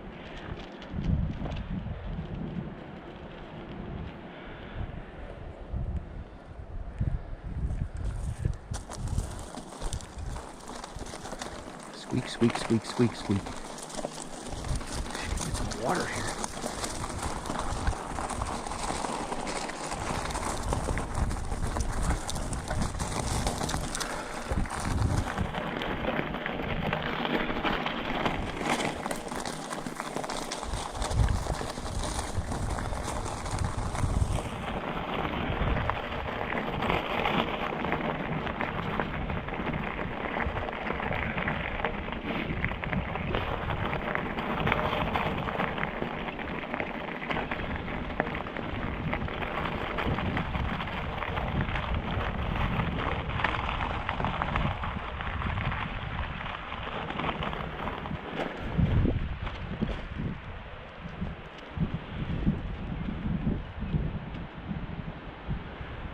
Bunch of rock cuts going through here.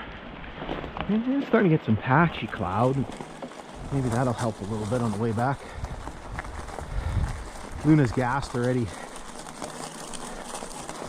She just gives her all at the beginning there and she goes crazy. And then on the way back, she's just sucking wind.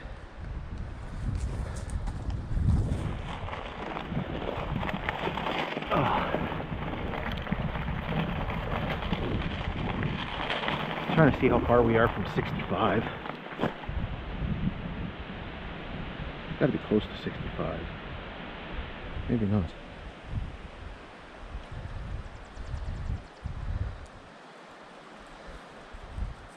$600 meters.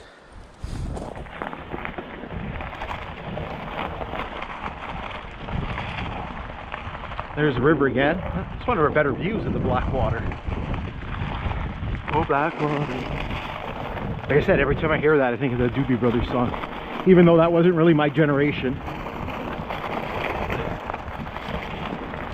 I don't know what year that song came out.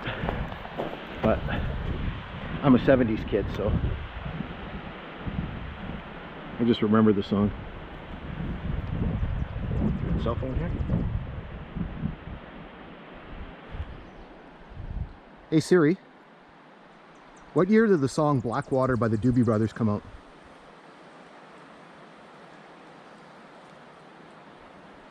Something went wrong. Please try again. We have one bar.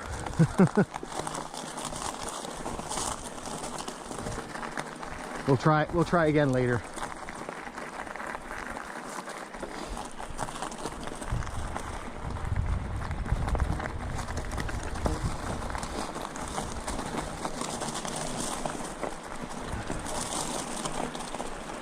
You can kind of see the very dark appearance of the water, where the Blackwater gets its name from.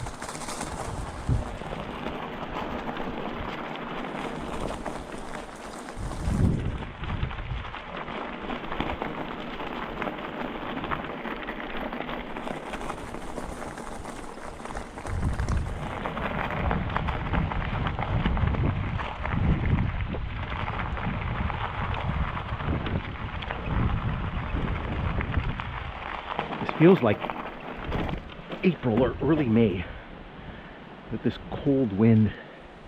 And meanwhile, southern Ontario, they're like roasting.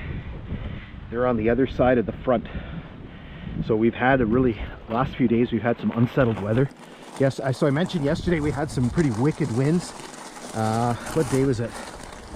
Monday, we had some pretty wicked thunderstorms. Like, you know, like as if we needed more water. You know, like where those ones where you get sort of the torrential downpours where, like, you know, the streets are flooded. I don't know how much precipitation actually came down, but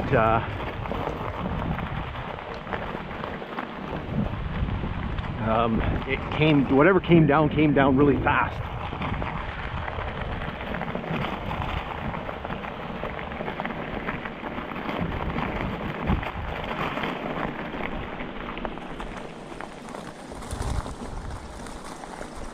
Oh, that squeak is making me crazy.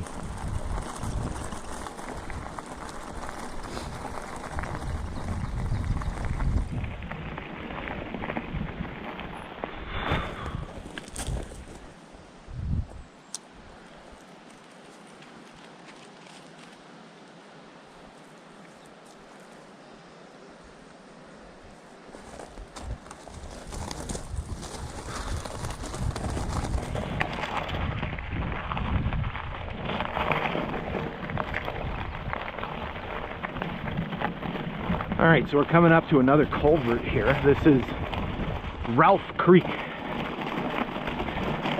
We'll see what this one looks like, because last year she was a little swampy, and oh yeah, she's bad.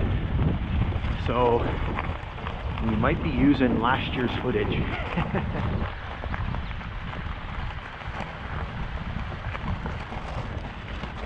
Yeah, there's no way I'm getting anywhere close to that.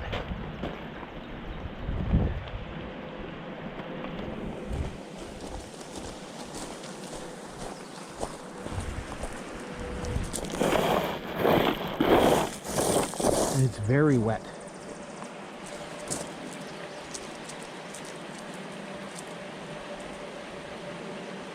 Yeah, there's no milepost marker on here.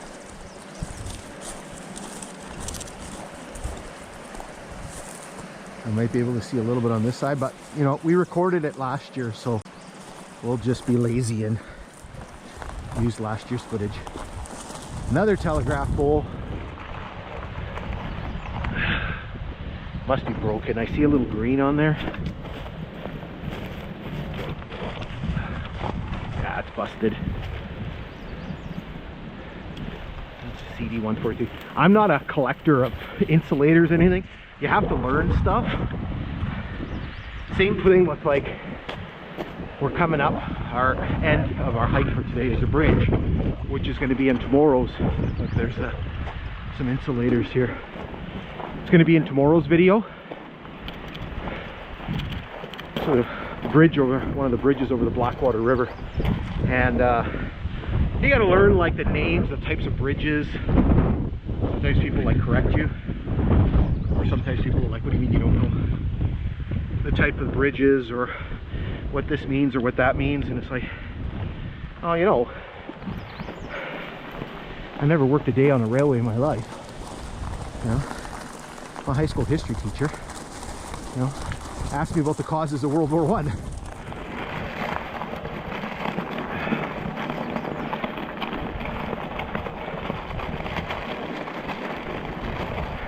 You know, or the reasons for the decline of the Roman Empire. Unfortunately, my knowledge of railway operations and bridges and is a little thin sometimes. All right, there's the milepost 65 marker. She's not in great shape. She's got the usual bullet holes in it. Can't be the same without the bullet holes in them.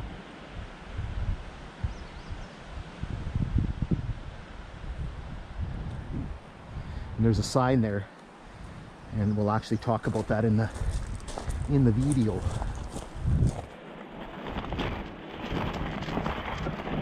Oh man, come on, Lynn.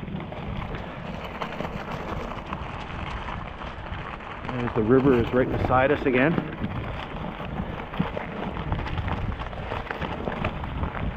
Okay, that's milepost 65. So the bridge has got to be coming up soon.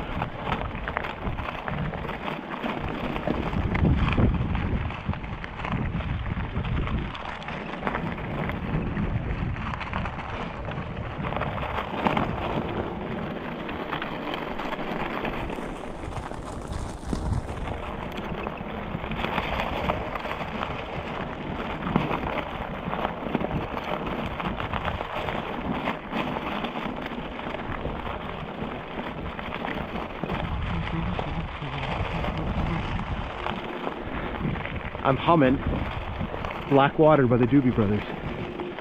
Now it's stuck in my head. No, we have no bars.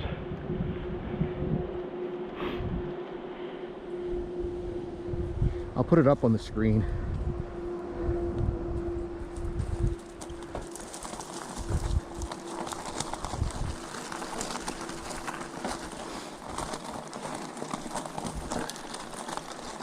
How far away are we? We got a curve. I know there's a fiber box. Yeah, there's the fiber.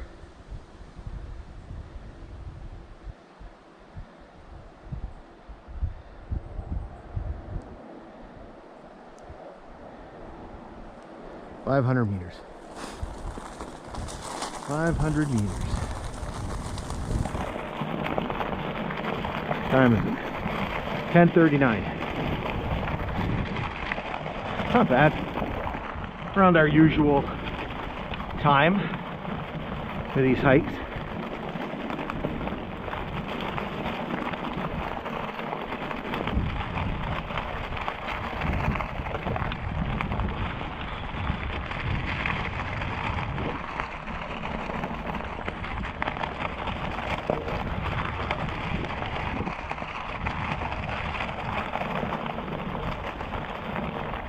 There's the box of the fiber. 64 something. 64.8 something. 78. Close.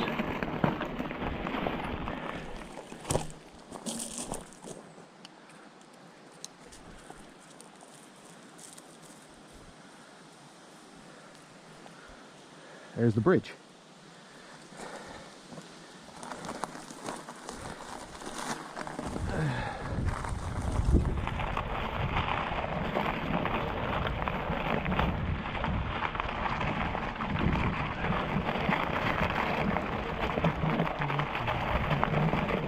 I'm still humming it. Jesus. Can't get it out of my head. All right, now we got to look because we want to see if we can find a flanger sign. So there's a bridge coming up, and there's always a flanger sign. Let's see if there's one. I've looked, didn't see anything. Let's look again. Oh, you gotta. I'm trying to look and then I'm not looking where I'm going. So then if you drift into the middle part, the ballast is so thick.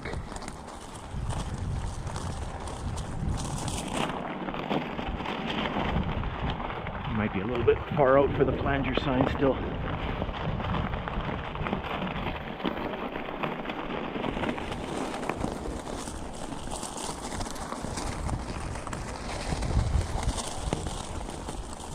Tie plate sticking up.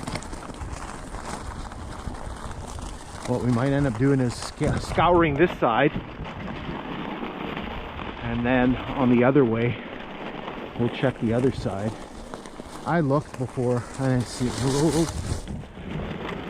That's all I need to do is go down the side of the embankment.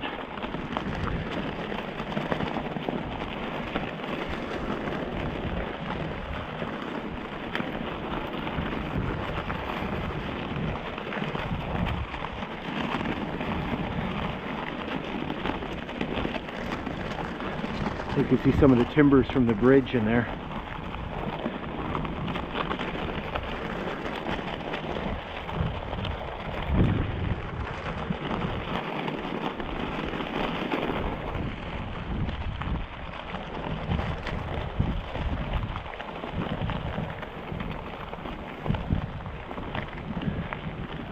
I'm not seeing anything.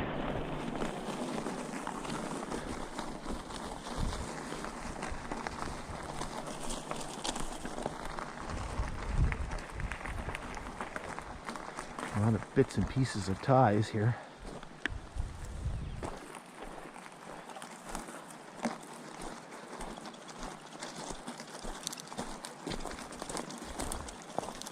You hear the squeak of the gooseneck.